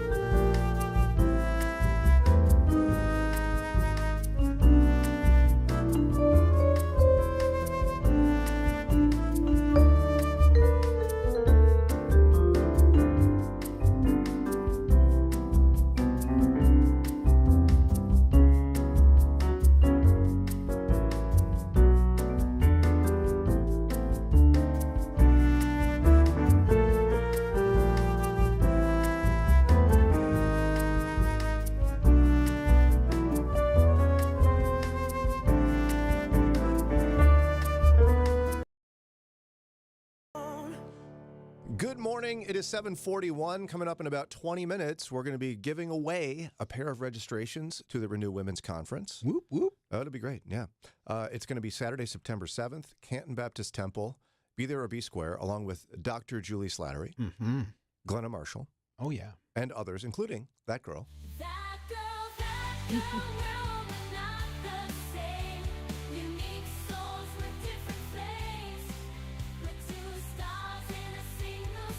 Lauren and Daria, affectionately and not affectionately referred to as that girl. Yes. Yeah, sometimes it is not with kindness. I don't know who that girl is, but actually there's two different people. Which one are you talking about? And here they are. They're going to be at Renew. They're going to be emceeing and doing all the things. I want you to melt into your brain, ladies. Oh, okay. The vision of these two women. Because I thought you were talking to us. it is my absolute goal that Lauren begin to be recognized very soon in public. When we were at the game yesterday, Brian got recognized, what'd you say, 3 times? Twice. Me? Wow. Big ol' 0. But it was also at like the little corner of the stadium where Christians were. I think because of your beard, Brian, you stand out more. Are you complimenting my beard? No, I'm just saying it's a very distinctive feature of your face. Lauren has to grow a beard. That's what she's saying. Will do. But no, I won't. You try that. I'm just determined for both of you to begin to be recognized. Ladies, it's your job. It pays off. People already know who I am at my church. I was at some event that a friend was having, and there was a lady that I kind of knew but not super well. So she comes up to me, and she said that she was going to see me that night to her husband, and her husband goes, "Wait, the Daria?" Yes. And then I went to this person's house because we're friends now. This over the weekend, and her husband comes up and he says, "Hey, can you sign my shirt?" Just wait, Lauren. You're next. No, I don't think so. If you live in Cuyahoga Falls, it's time to start cranking things up here. Call her out. No. She has this look of "Don't you dare speak to me." No, But she wants you to. It pays off to have a standard, regular-looking face. You have a fine face. Yeah. No. What I'm saying is I have brown hair and brown eyes. You're just like a regular white girl, you're saying? Yep. There's lots of regular white girls. Exactly. And that's why people don't find me. They will. No, they won't. Take a screenshot. I'm going to put up posters like you're lost or something. Have you seen Lauren? Reward. And then I told Brian yesterday at the game, I said, you pointing me out to someone does not count. All right. We'll see. So. All right. Next question for you. Think of if your mother were here. Sorry, Ron. I don't mean to, she's gone. Yes. She's with the Lord. That's okay. But, and she said, "I'd like to make you your favorite meal." My mom doesn't sound like that. From when you were growing up. How do you know? I've talked to Gigi. She does not sound anything like that, especially if she's listening now. Yeah, exactly. And she is. She sounds lovely. What is your, we'll start with Daria. What was your favorite meal growing up from Mom? My mom's black bean soup is probably my favorite thing she makes. Black bean soup. Mm-hmm. So I can guess the black bean part. So there's tomatoes and fresh cilantro. Great for a fall afternoon. What is the ethnic origin of that dish? I mean, it's vaguely Hispanic, I think. You're pretty white, aren't you? I am. Interesting. She's not allowed to eat enjoy lots Mexican of different food? types of food. I'm just trying to understand the sort. Where did she get the recipe? I don't know. She used to teach cooking classes, so she just has a very diverse palette of food that she likes to Your mother. make. She's great. I She's the I best. love black beans. When I go to Chipotle, they give me a choice of 2 different beans. I pick the black ones. As if you're the only person they give a choice to. Well, they give There's a choice. 50-50 shot, unless you get both. I don't want both. That's the most outrageous thing I've ever heard you say. I would when try that. I go to Chipotle, they give me a choice. They do. And And so does everybody else. One of the 2 options. Yes, I do. I boldly choose the black bean. So and outrageous. I love it. And I would try that soup. It sounds delicious. Lauren, Yes. what would Gigi make for us? Chicken and dumplings. Chicken, like from scratch? She's making Yes. her dumplings. Yes, she is. Wow. Yum. What are you putting? Like usually that dish, it's the dumplings and the sauce onto. No. No? It's like more of a soup material. So you're not going to put on rice or egg noodles or something? No, it's enough flour in the dumplings to last you for your starches for that meal. Wow. And you had this, so you would request it. Mom. Oh, often. One time I requested it for, it was Valentine's Day, and she made it, and she was trying to be cute, and she put red food dye in it because it was Valentine's Day, and it looked like organs. And my sister and my dad wouldn't eat it, and I was like, tastes fine to me. More for me. Southern chicken and dumplings is no joke. Oh, it's so good. Is there a lot of chicken in it? Not a lot, but a good amount. I need your mom's chicken and dumplings because that's the one thing I missed from Florida. It's so good. I'll get it for you. Thank you. I didn't have that once growing up. Either of these dishes you're describing, never once did I have that. Yes, because my parents are from the South and you are not. Yeah, I know. I'm making an observation. Yeah. But I would love to try that. It sounds delicious. If I were making it though, like I do with most things, I increase the meat by about twice as much. Like when we always make split pea soup after we have ham for something, and I'm the one that carves ham. I carve the ham, and I intentionally leave a lot of meat on that bone. So that, sorry, it's just what was left on there when we make the split pea soup. It's like ham soup. Sorry. So, Ron, what would Mom Eastwood make? Yeah, I don't know that this was necessarily my favorite, but this is one that came to mind. Chipped beef on toast. I've heard of this. Yes. What's chipped beef? No, I've never heard of this. You never heard of this? Dar, have you heard of it? I have. Yeah. It sounds British. It's like gravy with, it's like sausage gravy, but it's a different type of meat, right? Yeah, it's almost like a loaf. Thinking like a slice of bologna, but it's beef. You know, it's beef, but it's like roast beef. Yeah, from but the deli. Sliced real thin. Real thin, and you put that. It's hot. Yeah, in a milky gravy of some sort, over toast or biscuits. My dad used to have it in the Army. They called it SOS, and I can't describe what those stay for. But what is it? Chipped beef? Yeah. Chipped beef. She's Googling on it. toast. Yeah. Would you eat that, Lauren? Why not? It's very I don't salty. like the word chipped. That kind of freaks me out, but looks good. Yeah, I don't know why we're calling it that. Creamed chipped beef on toast. That's too many words. Was yours a creamy sauce? Yeah, it was a creamy sauce. Oh, it says, chipped beef recipe is straight from my mom. We called it SOS. Same old stuff. Oh, different And then it SOS says than the Army. Yeah, and it says it's a military meal, a popular meal in the military. Yeah, 'cause it's probably really easy to make in bulk. Now, I'm going into this when it's my turn already offended. Yeah, we already know. Because Lauren, if she's astute, and she is, has noticed one comment I've made consistently and that you've agreed with. Well, that sounds nice. I'd try that. Yeah. Confess. I'm not trying your tater tot hot dish. Oh, I would. Thank you so much. You are so stubborn. Soggy potatoes. At this point, it's the principle of the thing. Like, Yes, Daria. Had you not made it Go ahead, such get 'em. a big deal, I would have tried it to humor you. But now I can't because it will violate my moral compass. Oh, interesting. I wonder if, Ron, what are the fruits of the spirit again? Stubbornness? Was that in there? Rude? Insensitive? I think those are all, they're toward the top. Now, might I add, again, we are a nonpartisan organization, but we do talk about various political things. Did you know that the running mate of Vice President Harris, Tim Walz, former governor of Minnesota, former now, because he was until he got the job as running mate. You have to quit your job to be the running I think mate? he's still the governor of Minnesota. I don't think you just get to I think so. Sometimes you resign the position, depending. Just to So campaign? then who runs the state? The lieutenant governor. Yeah. Wow. So he won Big promotion for him. thrice congressional contests for cooking with his hot dish. Why are there congressional contests of cooking? Why not, is the other question. So an Atlantic article begins this way. The governor of Minnesota and possible future vice president's hot dish recipe is a lot.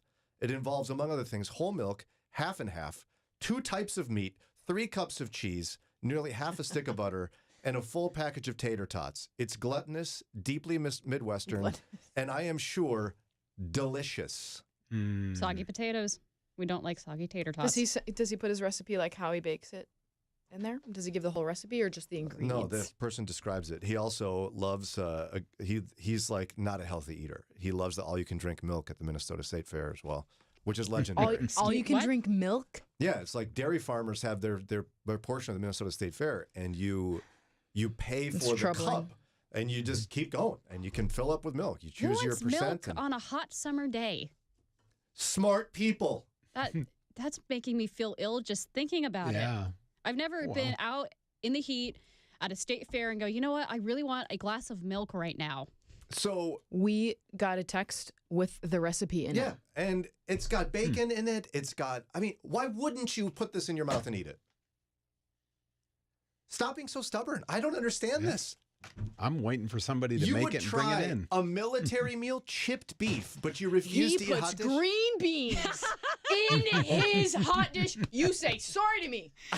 I said, no, you put down broccoli as your insistence. No. Yeah, you did. You We said said all the vegetables, and you were outraged by all of them. because I was so offended that you would Unbelievable. be You so say sorry to you anti-hot dish. right now. Fine, sorry, whatever. Lauren threw a chair across the room. Look at that. This green seems personal, beans. Ron. This seems personal, Blanch Ron, that the they will green not try beans. hot dish. It does, because I'll try his. my mouth is watering just thinking about it. A respected American periodical He also has mushrooms. says it sounds delicious. Green beans and mushrooms. So Okay. Well, then we I'll will try let it his. stand that it's a personal attack on me. Yes. No, And there should be much repentance and weeping we're good. and gnashing of teeth. It's 7:52 on Moody Radio. Moody Radio is thankful for support from Affirm Films and the Kendrick brothers, bringing to theaters The Forge. Isaiah Wright needs to chart a better course for his future. Through prayer and biblical discipleship from a new mentor, Isaiah begins to discover that God's purpose for his life is greater than he could ask or imagine. The Forge, in theaters August 23rd. Rated PG, parental guidance suggested. More information at theforgemovie.com. Pursue your passion for shepherding, teaching, and ministry leadership with a Master of Divinity from Moody Theological Seminary. New for fall of 2025. Earn the same world-class degree in a shorter amount of time. We've reduced credit hours to earn a degree while maintaining the quality and course content essential for effective ministry. Need flexibility? Take classes online or on our Chicago or Michigan campuses. Even interchange between all options on a class-by-class basis. Get started at moody.edu/MDiv. 1959, Cuba. This is the biggest demonstration in Cuba's history. Almost 1 million people are here. There is Fidel Castro, the leader. Cuba then became a one-party, communist and atheist state. When the revolution took over in 59, things becomes bad to the churches. But today, this longtime Cuban pastor sees hope. We really think that this is our time to reach our country. Now people are willing to listen to the gospel. Cuba needs Jesus. Cuba needs you. You can be part of something really big. Join TWR in taking the good news of Jesus into Cuba every night by radio. Radio waves can reach everywhere. Any Cuban could listen to the gospel. Partner today with TWR. Go to CubaNeedsJesus.org. Bringing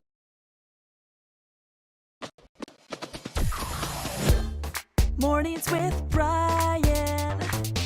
Moody Radio Cleveland. 103.3 at 6 to 9 a.m.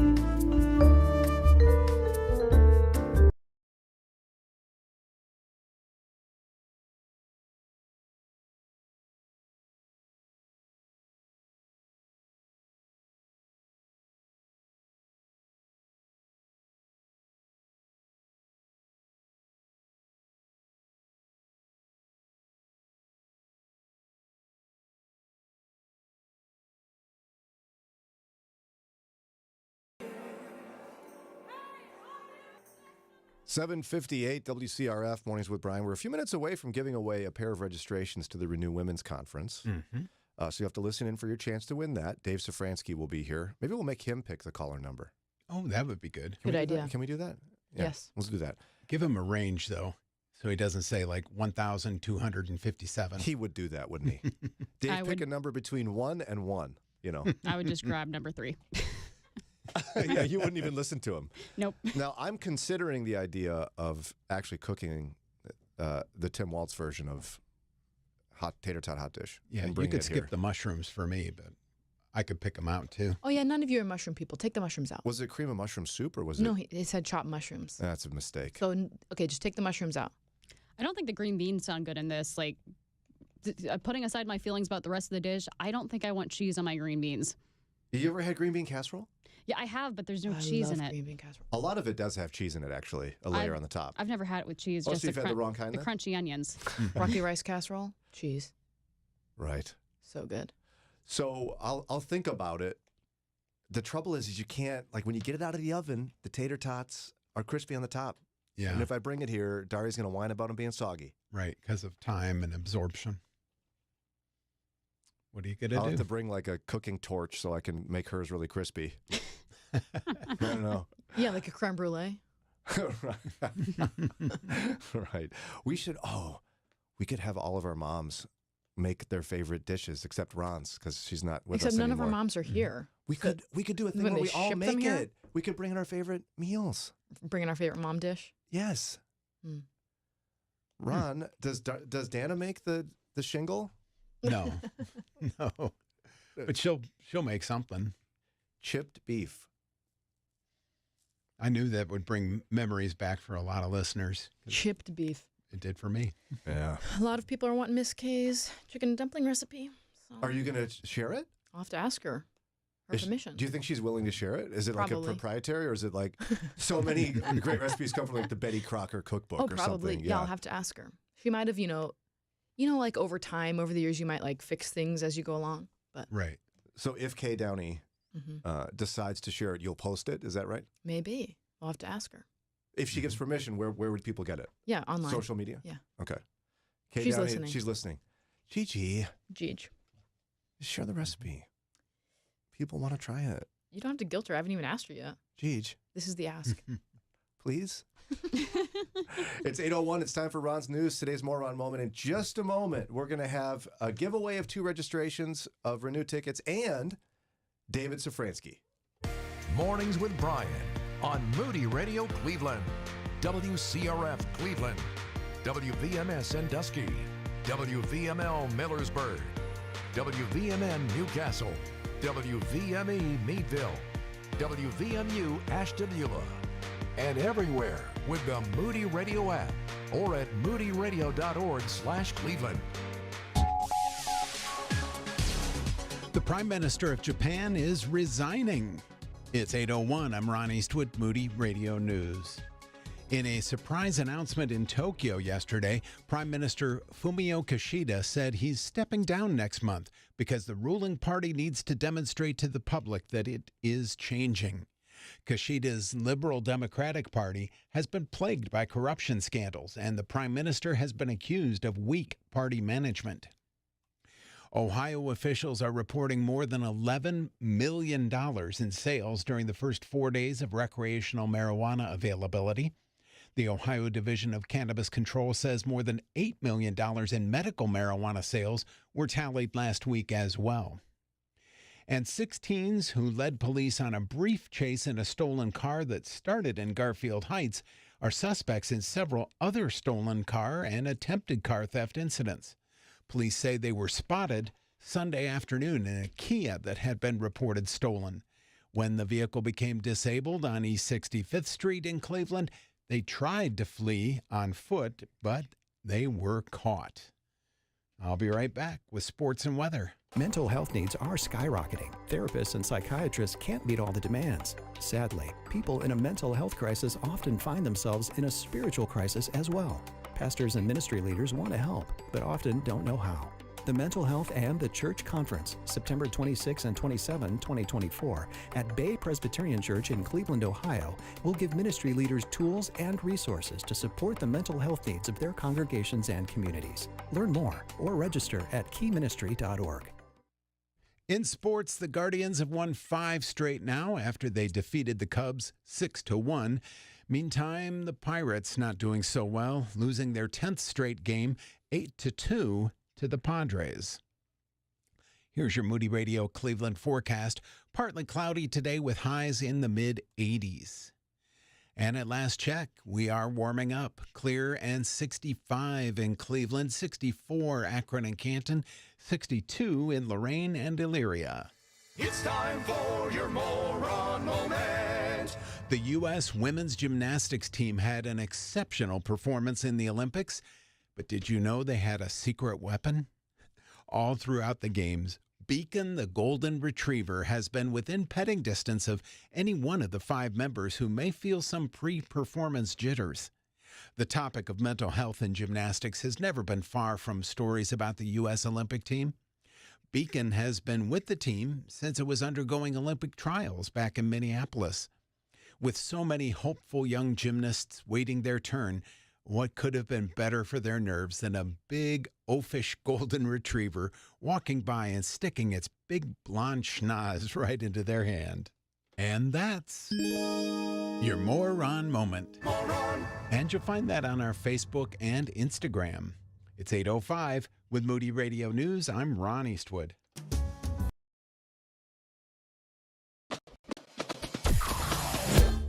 Mornings with Brian. Moody Radio Cleveland. 103.3 at 6 to 9 a.m.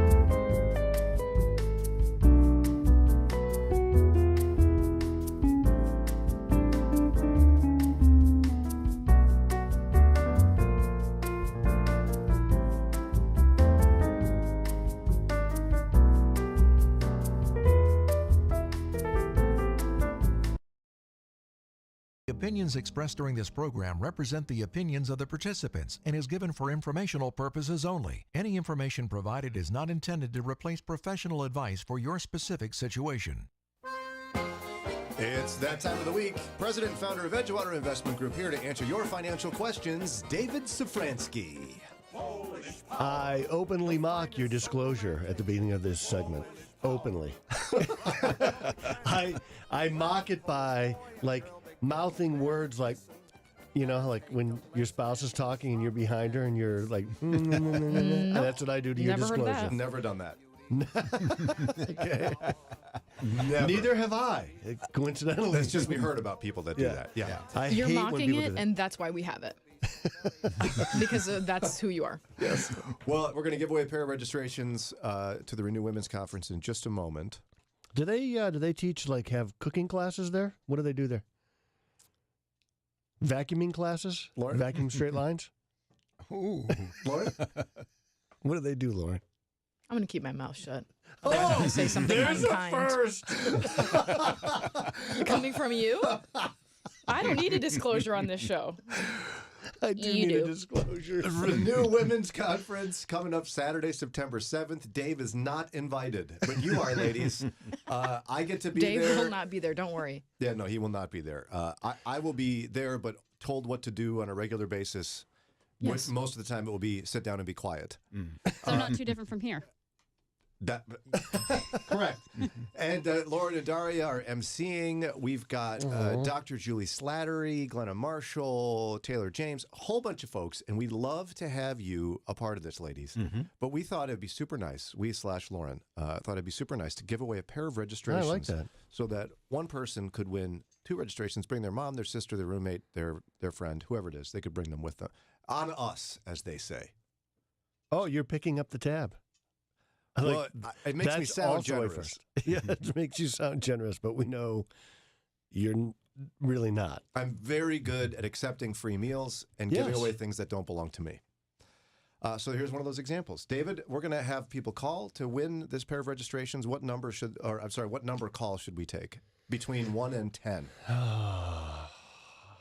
Well, my hockey number in school was 99 for a while, so we See, won't pick that's that not one. what we're doing. We knew it. Don't do that to me. We're going to do, but my second number was number 3. So I let's like that one. do number 3. Caller number 3 right now gets a pair of registrations to the Renew Women's Conference coming up Saturday, September 7th. Canton Baptist Temple. Call right now, 440-546-2255. 440-546-2255. Third caller will get that pair of registrations. We'll announce the winner in a few moments here. Just as a quick point of curiosity, what was your favorite meal growing up, David Szfranski? Well, You'd I beg your heard mother to make it. Ron mention SOS, and that was one of my It favorites. was a throwback for you? I Yeah. loved that. Chipped beef. Yeah, I really don't like the word chipped. It really freaks me out. Well, you does weren't that here when he mean about mentioned beef? his favorite was from a gas station. There was a gas station in Ashland. We used to go get it. It had kind of a So, little dumpy restaurant attached to it. Oh, so it's not the can that says this is chipped beef.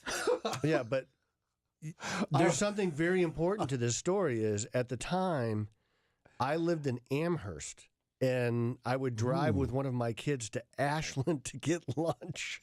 Wow. That means nothing to me, but it sounds like it's a big deal. It's a fairly long drive. It's meaningful. I was picturing next to that hot dog roller, there'd Yes, be like exactly. a vat Yes.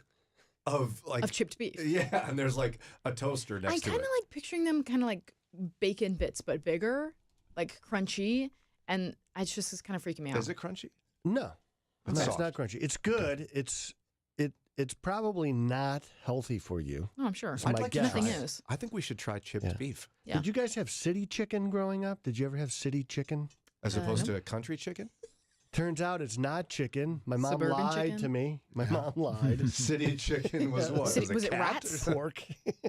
It's on like a stick. Why did you call it that? I don't know, because we're Polish. We do things like that. Did you have that, Ron? Oh, yeah. City chicken? City chicken? Mm-hmm. And it was pork? Yeah. Yeah.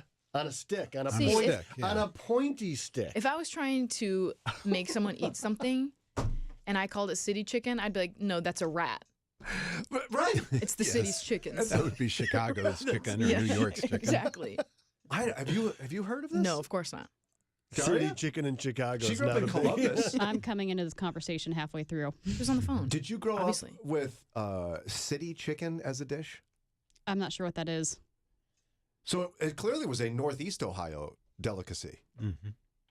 Yeah, we ate a lot of Polish stuff naturally because we were Polish. We still are Polish. As a I'm matter not of fact. certain if I went to Poland. I mean, Eddie was in Poland. Did he have city chicken when he was I there? don't think so. That doesn't sound Polish to me. The Polish people ate a lot of sauerkraut. Still do eat a lot. I cannot eat sauerkraut because it has what I consider to be catastrophic negative effects on my digestive tract, and so I choose not The to city eat. chicken? No, sauerkraut. Oh, Sauerkraut. oh. Catastrophic. Yeah, we don't need to go any more details. We got it. I'm just so. I feel like we need to have a whole morning where we eat chipped beef and city chicken. City chicken. Wow. Chipped beef, you would be napping. Let's see, the show starts at 8. You would be napping at 8:25. You would be asleep in the corner. I just love that you drove to a gas station for your chipped beef. That's with amazing. my youngest kid, Josh. We would do it. That's an hour drive. Yes. So even after you were out of the military, you still went and got it? Yeah. Well, in the military, you eat anything they set on your Of plate course. because you you're live hungry. hungry. Yeah. Yes, you live hungry. And so if they set gravel covered in gravy, you'd be like, this is the best gravel I've ever had. My father-in-law still buys, like, what are they, K-rations? Is that what they're called? Like the freeze-dried food? MREs. MREs. He loves MREs. He eats them. Well, the new MREs are pretty good. You wouldn't order them at a restaurant most likely, but if you think about what just happened in Northeast Ohio, there were people without electricity for a week. What are you going to do, Brian? Your food isn't going to last in your refrigerator for a week, so you're going to need to have something to eat. Even the government right now says you should have food and water for a week because that it just did happen. So MREs are great. Those things last 25 years. Or just make a pot of chipped beef, and I'm sure it'll still be good. All right. Lauren, you want to get to one question, or do you want to take a break? Your call. Sure, we can go one question. Everyone cover your ears. I'll ask it. Dave, what happened with the crash on Wall Street last Monday, and what's the Fed going to do next? Well, a couple things happened. One, right. I was confused for a minute, but I got it. Okay. Yeah, you just want me to do Chair Power. It didn't have anything really to do with him, but I just thought I would say it. Well, they asked what the Fed's going to do next. Well, what the Fed is going to do next, I think it's probably baked into the cake now for a 25-point rate cut in September. I have always said that the Fed wasn't going to cut rates until unemployment was around 4.5%, and I think it is going to be around 4.5%, probably by November, October timeframe. And they see this coming. That certainly the economy is slowing down, and I do think the Fed is going to cut rates, and Chair Powell will be at the head of that. So you weren't ready for that one. That's why I did it. But yeah, I know. Way to go, Henry, my boy Henry. Love that kid. He's a budding young economist, a free market guy, for sure. All right. Negotiates his own, probably negotiates his own allowance and rakes his parents over the coals. But they're going to cut rates. And one of the things that happened with the fall last week is that Japan did a surprise rate hike. And there's this thing called a carry trade where people borrow money in Japan and invest it here. And it made that trade more expensive. And I think that had an impact on the markets too. And by the way, sometimes markets just go down. And it's a buying opportunity. We bought a lot of stuff last week. A lot of stuff. And, of course, you guys kicked me off the radio last week because some big cheese or something was going to be on, right? No, we had a fundraiser. Fundraiser. Kicked me off for a fundraiser. Just made something What up. a bunch of losers. We had Mark when Job you on. needed me the most, you had a fundraiser. Yeah. Mark Job is not a loser. No, he's not. No, Mark Job is You've a good met him. guy.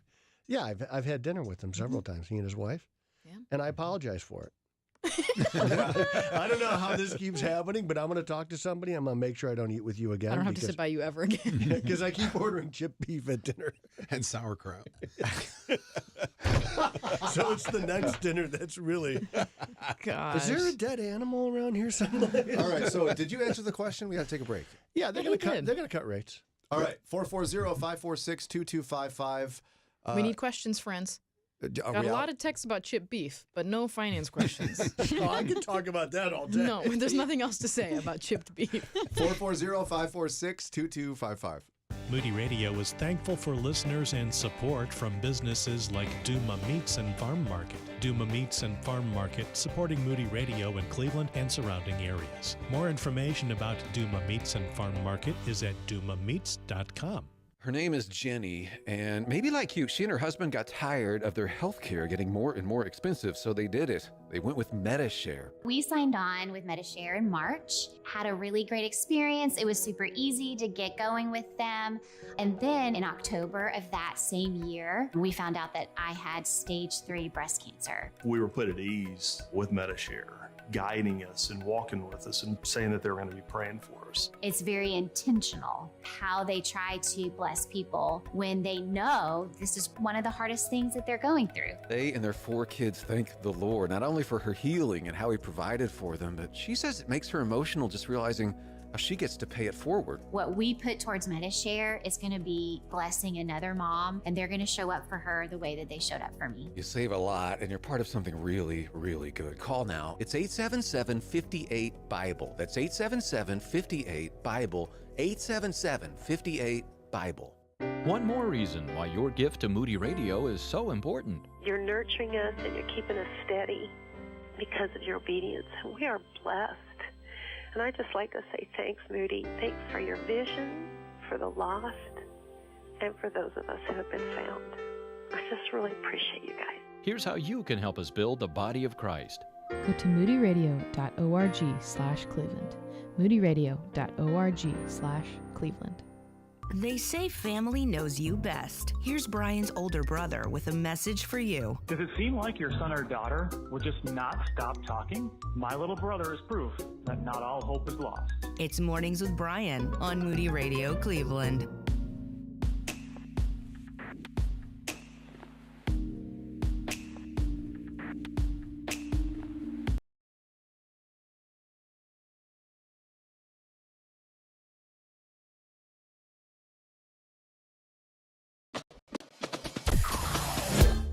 Mornings with Brian. Moody Radio Cleveland.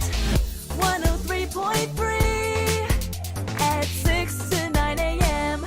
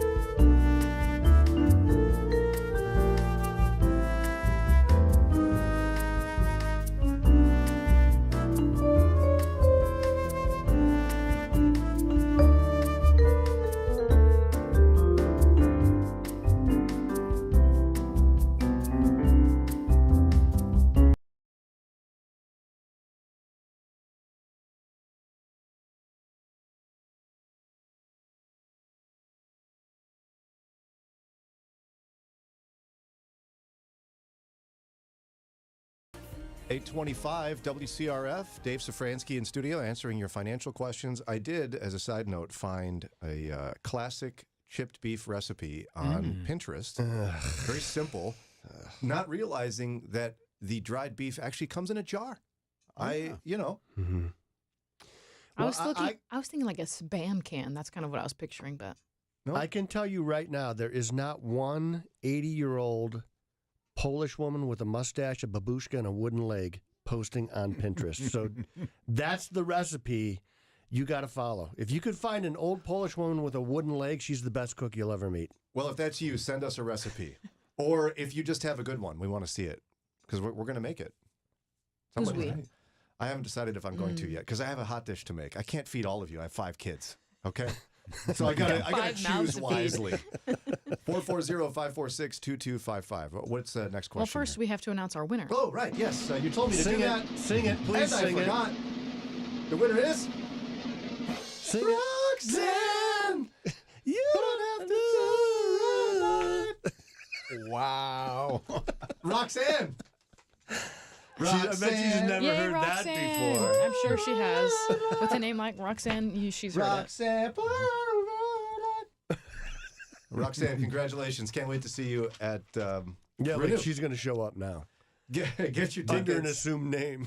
Yeah. Get your tickets by texting the word Renew to 440-546-2255. Saturday, September 7th, Canton Baptist Temple. Okay.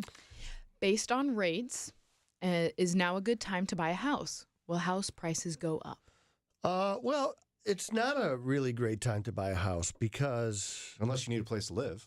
Well, yeah, that is important. It beats sleeping under the bridge on 14th Street, but there's been way better times to buy a house.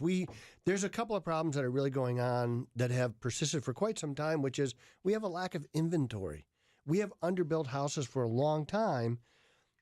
In the pandemic, you couldn't go to work. It takes 3 to 6 months to build an average house, like a tract home. If you go with one of these builders where the walls show up on a truck and they're already built and they just kind of set them up there, those even take 3 to 4 or 5 months. You couldn't build a house in some places in the country for a year and a half. Couldn't go to work. So we have a supply issue where there's not enough supply, so prices are up. And rates are expensive. The Fed is going to start lowering rates. Chair Powell will start lowering rates in September. I took it easy on you. Come on, give me credit where credit's due. I did say it was better. She did. I literally did. Yeah. And by the end of the year, we could have, 25 basis point rate cut does nothing. It's really meaningless. It's more the direction of travel that he's headed that is a more meaningful thing. So it's like if you said, well, what's the temperature? It's 75. But which direction is it headed? Do I need a parka or should I be wearing my Speedo? Mm-hmm. Which one? Parka, please. Yes. So the direction of travel is very important, especially in that case. So I think when they start talking about rate cuts, they're going to be talking about a rate cut regime that's going to last some time. And it's probably meaning they're going to continue to cut rates. Yes, I think the ultimate goal for the Fed is to have the Fed funds rate. That's the rate that they control. That's the rate that they charge banks for overnight loans, and that controls everything in the market. It is the dead man switch for finance in the market. And I think right now it's at 5.5%. I think they want to get it to 3.5%. It may take some time. It's going to take time to do that. But that's the direction that they're headed, and that will spur the market on. And I think that will make buying a house cheaper because your interest rate's going to be cheaper. So wait for what, a year? Well, if you can. If you can, I would probably wait till the springtime to buy a house. Yes. Till the spring. Okay. Yeah. Now, to add to that, since I know a couple of people who recently got mortgages, named that girl. How does one determine that it's time to refinance if you were somebody who had to buy at the peak of interest rates? Asking for a friend. Yeah, I would wait until you're probably 3/4 of a point lower than your current mortgage. Well, I thought you were going to say a full point. 3/4? 3/4, because what's going to happen is there's going to be, every time rates back up a little bit, they go down a little bit, refis just skyrocket. And what you could do is you could look, based on the cost of the new mortgage, the closing costs and all that isn't going to be cheaper. And if it's cheaper by a substantial margin, then I would do it. And I think really you're going to get that chance in January, February. You're going to refi. So Lauren may have to They're think about already doing emailing that. me. Are they? Oh, yeah. I would. Lauren, should we take a look at this? Get out of my emails. But pretty You soon you're can't going to want to stop say them yes. once they're in there. Pretty soon you're going I to want know. to say yes. I'm waiting. I think you're going to want to wait until March. You know, and it really, if you see the unemployment rate continue to rise, which we are going to see it continue to rise for a little bit, they're going to move even maybe a little faster.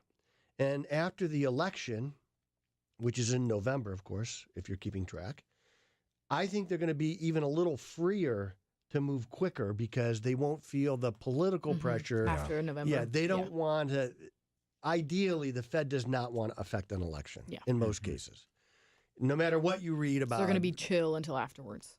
As much as they can. That's why I think they're going to go 25 basis points in September, probably October, based on the data. They say that they're very data dependent. This is a Federal Reserve in general that has been very incremental.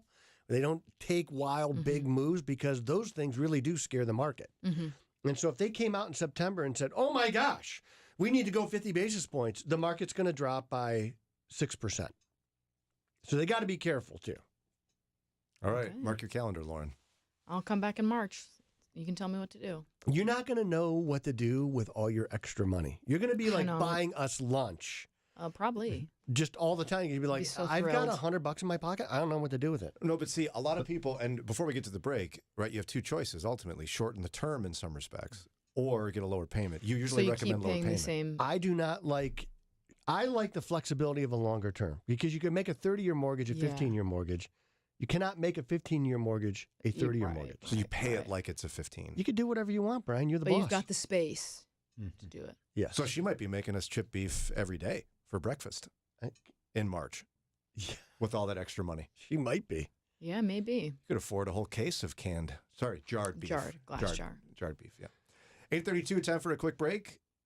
More with Dave Szfranski, president and founder of Edgewater Investment Group. Get your questions in, 440-546-2255.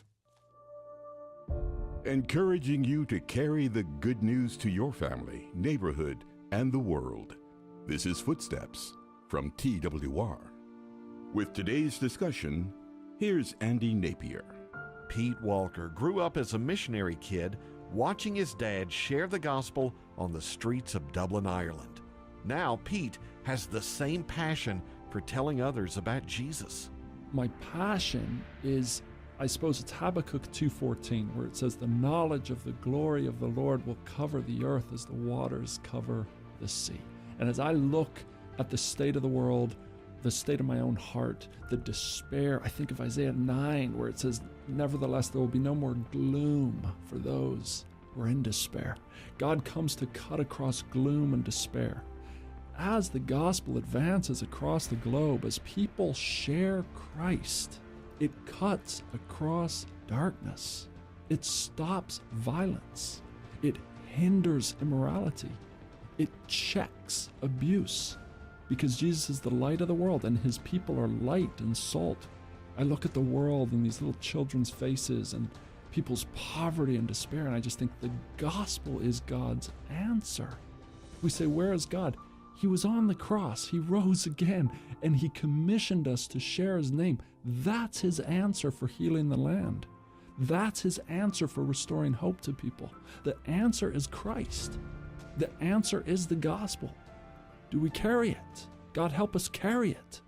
May God use you to carry the gospel, the good news of Jesus, to someone today. To listen again to this or any past episode of Footsteps, go to twr.org/footsteps. Footsteps is a production of TWR. If you have at least 10 years of experience in the finance field, a passion for nonprofit organizations, and a desire to impact Christ's kingdom, consider applying to join Moody's Chicago-based finance team. Moody is hiring a treasurer to help Moody's finance team guide our ministries on important treasury matters. Learn more about this opportunity at moodyjobs.org and search treasurer. That's moodyjobs.org. cmhc.org. Ever wondered if there's a way for Christians to meet their healthcare costs affordably and efficiently? A biblical lifestyle alternative to traditional healthcare options?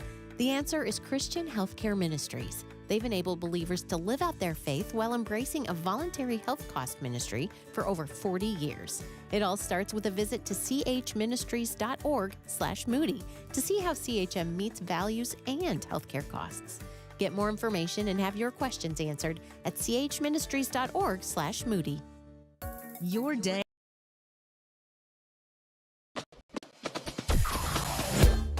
Mornings with Brian. Moody Radio Cleveland. 103.3 at 6 to 9 a.m.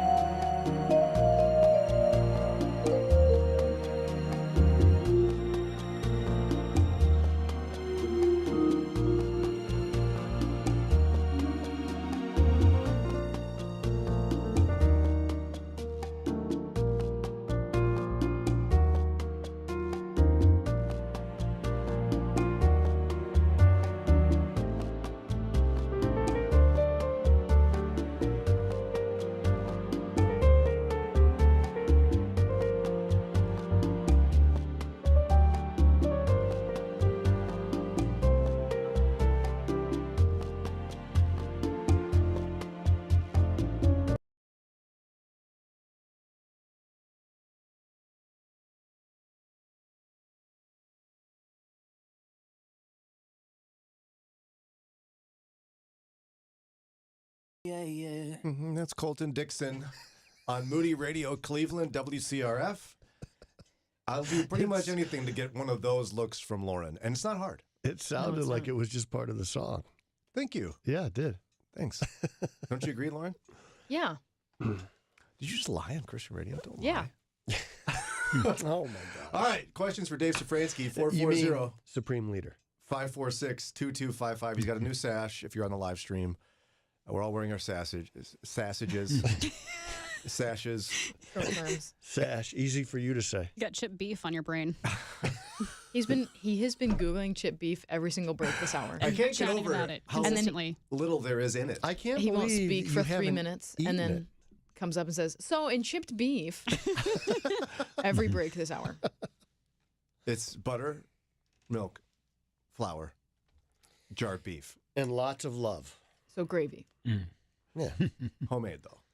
We Obviously. need an old Polish woman, babushka mustache. You don't have to have a wooden leg, but Seems like you might know some. You think I just hang out with old Polish women? Yes. You think my wife would actually. allow that? Yes. 440-546-2255. Questions for Dave Szfranski. Dave, specifically, what stock deals did you find to buy last week? Specifically. Get specific. You don't get Or that else. specific, right? Well, it's dangerous only because It changes. people. Well, it does change. You know, what I look for. I'll tell you what I look for. There you go.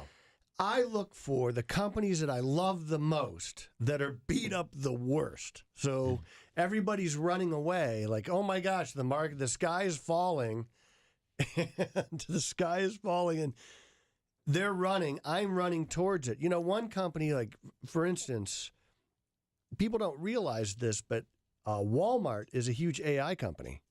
Walmart rents out space on their servers. They use AI to do ordering and inventory management. So they're using these tools in a real way every single day. And Walmart, as the economy slows down and you're seeing, you know, there's a lot of things going on. We still have horrible inflation. The thing that the administration is bragging about right now is not that prices have come down. We have these 20, 22, 23, 24, 25% price increases. They're just those haven't changed. They're still here. They're not going anywhere. Just inflation is rising. It's increasing at a slightly slower rate. That's the brag right now. That's not a good place to be. The brag is that it's not increasing? The brag is, it's like when you're getting hit in the back of the head with a brick 5 times an hour, and they say, we're only going to do it twice an hour now. Oh, my gosh. Thank you. That's so much better. Sounds a lot better. Yeah, it's a lot better. Getting hit almost more than half times less. So those price increases, and food is just one thing. Look at your home and car insurance. Those rates have skyrocketed. There's going to come a time, if these rate increases continue, where you move to Florida, you're going to have to buy a house with cash because nobody will insure you, and you can't afford the insurance anyway. So, and there's other states all kinds like of insurance, like hurricane insurance. Wonder what's happened to the prices of jarred beef in the last couple of months. Well, following. Like all things, it's gone up 20% because of bad economic policy. And those things, I really think that the way a new administration would focus would be, because it's hard to bring those prices down once they're here. So you've got to almost change your tack and say, okay, look, we're not going to focus on, sure, you want to focus on inflation and stemming inflation and bringing it to sub 2% growth, but you've got to focus on getting incomes up. That's where the focus has to be. The only way you do that is you increase business prospects. You make small businesses feel all warm and fuzzy inside, and they're going to expand, and that's where you get. So you've got to make an environment. You got to create an environment economically where incomes outpace inflation growth by a big margin. And we had that before. We had that 5 years ago. We don't have that now. People, not only has inflation gone up 20%, but incomes have fallen too. That's a double whammy. That's the kind of thing that is really painful for families. So if you lived on the economic margins 4 years ago, you're just not buying as much. You're eating less. That's a fact. Yeah. I'm retiring in 5 years. What do I do with $20K pension? Buy some golf clubs? Yes, absolutely. You're going to have a lot of time on your hands, so new clubs would be appropriate. Absent that, in fact, on the way in today, I thought to myself, I have to find a way to say new golf clubs today because I haven't said it in a while. So thank you. You're welcome. If it's only $20,000, if you have $20,000 in a 401k someplace, what you're going to do is when you retire, you're going to move it to your own IRA. And, you know, if you retire at 65, let's say, you're going to live to be 95, all things being equal. It's got to be invested. It's got to be growth oriented. I just had people in my office last week and like, well, we're about to retire, so we need to get really conservative. I said, well, you're about to retire, and that's the wrong answer. You have to be invested. It's the market, the stock market in general, is the only thing that outpaces inflation over time. You have to be invested. You cannot. So getting conservative feels right because, you know, you're making 3, 4, or 5% while inflation's at 20. You're not losing money. The market went down. You didn't lose any money.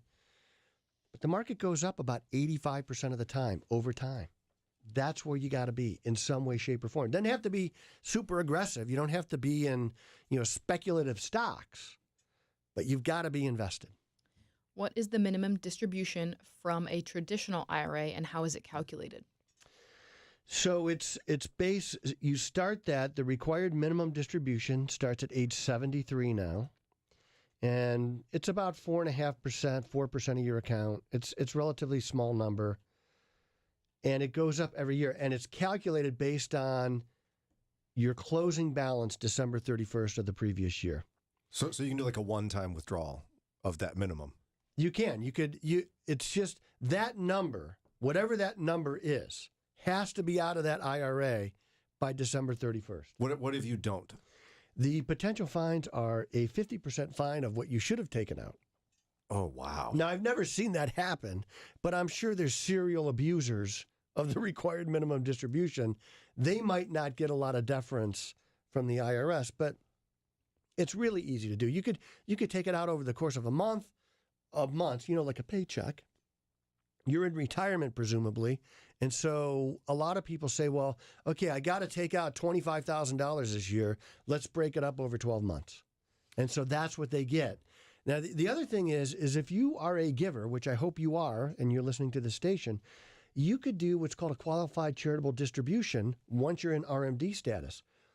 No tax is ever paid on a qualified charitable distribution. It would, for example, go right to the Moody charity. Radio. It's got to go right to the charity. WCRF. Yes. It could do that. Or your church or any other 501c3 that is recognized by the IRS. So let's say you're giving now $5,000 a year to somebody. Well, if you give it out of your checkbook, you had to make about $6,500 or $7,000 to net out the $5,000.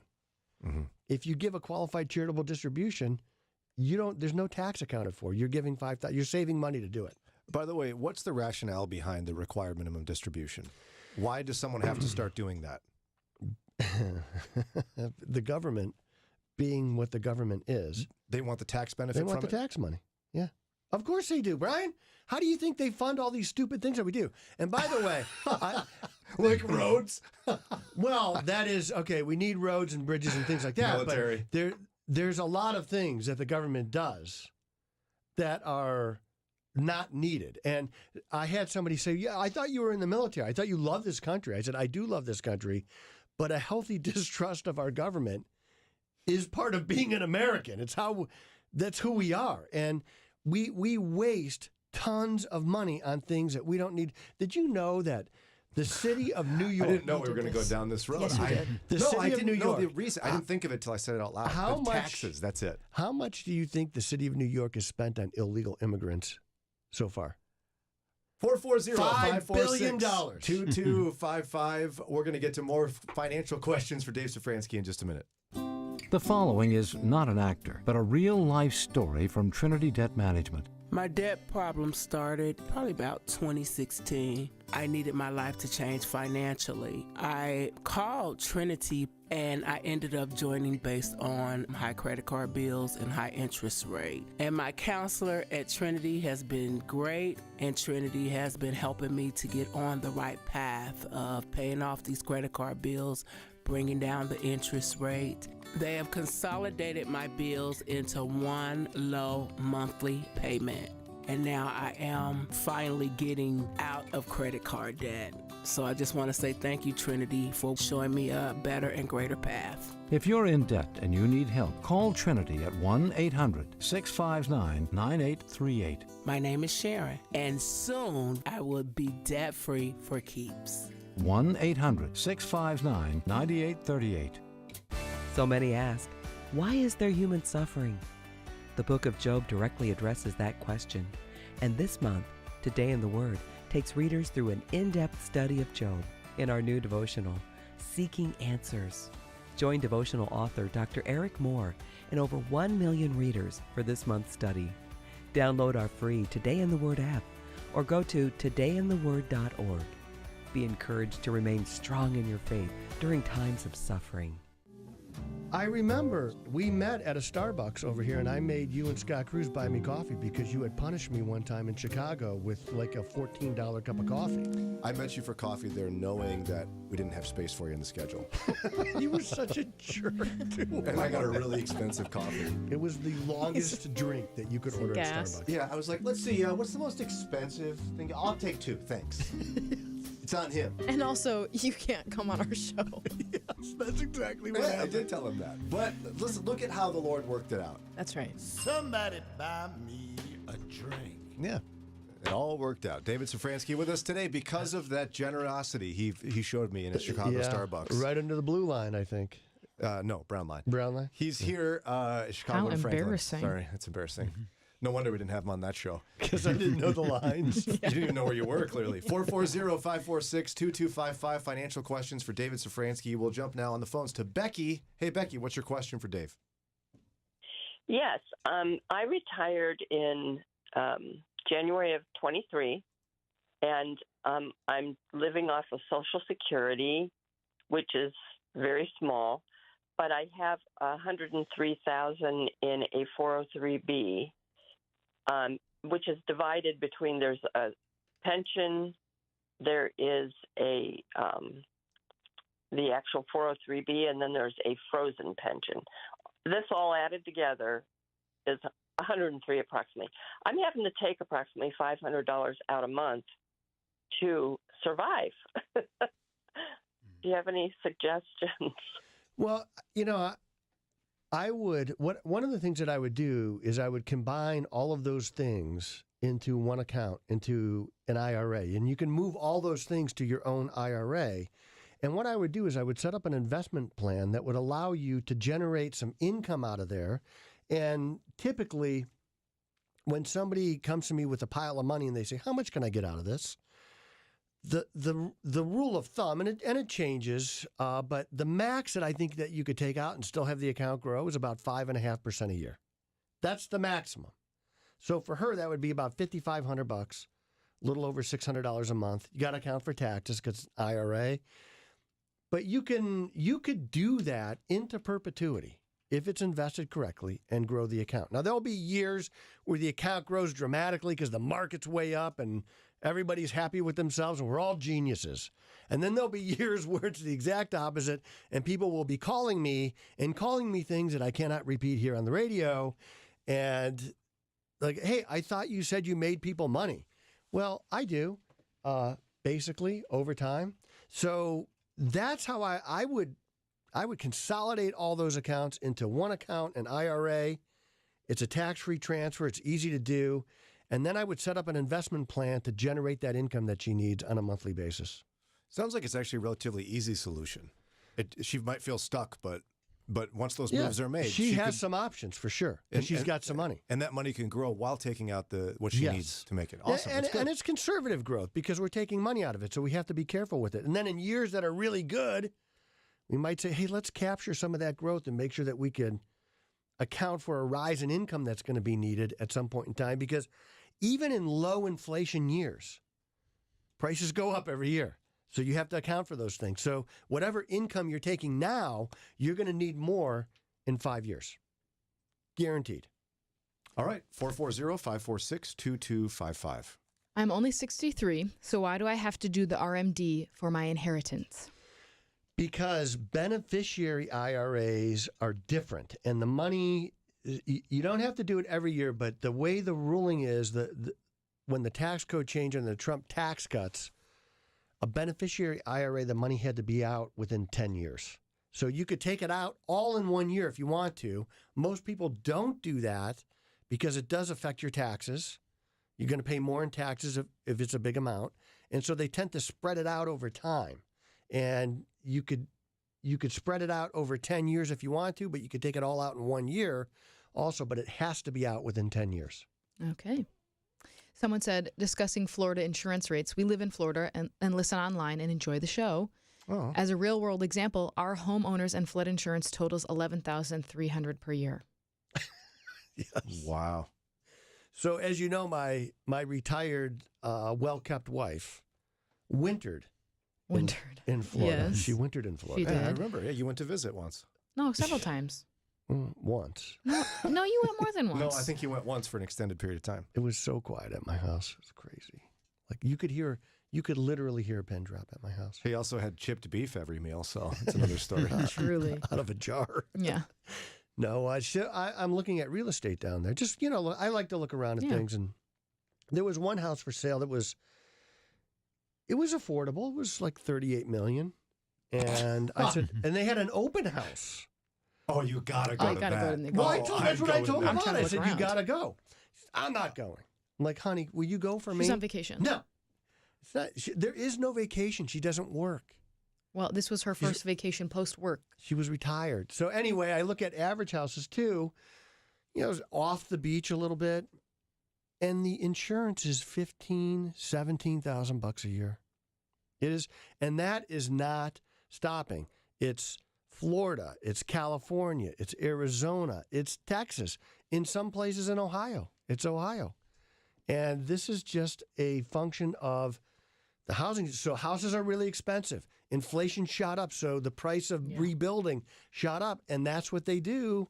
Insurance companies say, well, I can't replace your house if the storm from last week took it out without increasing your rates. The insurance companies have to make money too. They're not nonprofits. Yeah. And by the way, thanks for listening in Florida. You can help spread the word. And if you want house guests, we'd love to come down there in the wintertime and say hello. We'd like to winter with you. And it would be okay for you to say you listen on Thursdays at 8 because I'm here and I'm your favorite part. You can say you that. love Polish people. They can say that. They could say that. Yeah, they probably will. It could be that they just like you, not because you're Polish. That's okay too. It's part of my boyish charm now and good looks. No, it's okay for people to like you just to like you, not because you're Polish. They love you just the way you are, Dave. Da, da, da, da. Don't try to deflect. Don't go changing. People are allowed to like you. Yeah, try and please me, Dave. We never could have come this far. Yes, that's right. Okay. With all the malinvestment that in the present economy, malinvestment, do you feel we need to prepare for a strong deflationary period soon?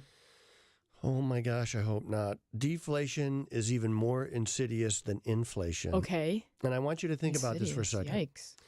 You bought a house. You bought a house, Lauren. I bought did. A house. Yes. I don't know what you paid for it. Don't say it here. I won't. I'll tell you later. Let's just say it's $100,000. I'm Okay. just going to pick an easy number. And then you and Eddie say, you know what?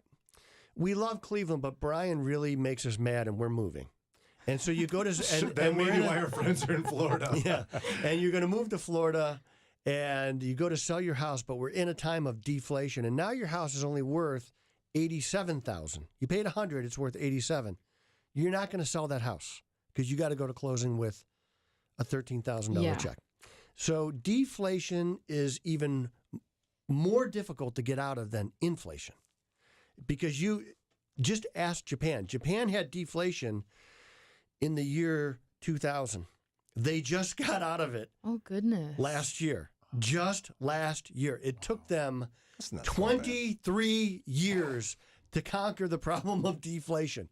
We don't want deflation. That's why the next administration has to change its tact and say, we're going to create a business environment where the economy can grow dramatically and increase wages. Your wages have to outpace inflation. That's how we're going to win this battle. Okay. You have a minute. What to do with a 100K CD? You just got like the mom tone there. Listen, mister. David, you've got 1 minute. You better be ready. You're running that minute out. We're leaving without you in 1 minute. Here's what I wouldn't do. I wouldn't let that CD renew. Okay, because CDs are based off the 10-year government bond rate. You could go get a 1-year bond right now for 5.2%. There's a lot of things that you could do. Now, if you needed guarantees for some reason, if there was other money in the market, there's a lot of things that you could do aside from a CD. CDs are just, there are times where they are the best option. It is not that time now. Yeah. And so I would look at other things. If you don't have money in the market, I might use some of that money to go into the market, but it's a good time to go through what I call the investment sifting process. Do I have debt? Do I have long-term investments? Do I have an emergency fund? Do I have new golf clubs? New golf clubs are always the right answer for most people. Or new tools. Yeah, a chop saw, a radial arm chop saw. Get Eddie Cuevas chipped tools. Beef. You can have chipped beef. You could have a lifetime supply of chipped beef. He can have a chipped beef. He's allowed to have that. He's probably listening right now. Hi. You can have chipped beef. He's looking forward to it. He'll be expecting He does it now, like actually. Spam, so. Does he? Seems similar. You know, if you go to Hawaii at McDonald's, they have a Spam burger on the menu. I mean, when you have fried Spam's pretty good, actually. And it's Have you ever good had for it? you. No, I was a bologna girl. Thank you very much. Have you ever tried it? No. Bologna. We have a hot plate here. We could actually make it. You've got a lot of dishes you're trying to make. It's going to stink in here for like a week if you fry. You better do it out on the patio. Brian made split pea soup and it smelled like roasted ham for hours. Which is delicious, by the way. We also call that city chicken. It was city chicken, right? It was pork. Yeah, city chicken. City chicken soup with split peas. All right, it's been a great day. Dave Szfranski, president and founder of Edgewater Investment Group. Thanks for your time today. If you want to reach out to him, just come to us. We are Mornings with Brian. You can text us or email or whatever. You could Google Supreme Leader.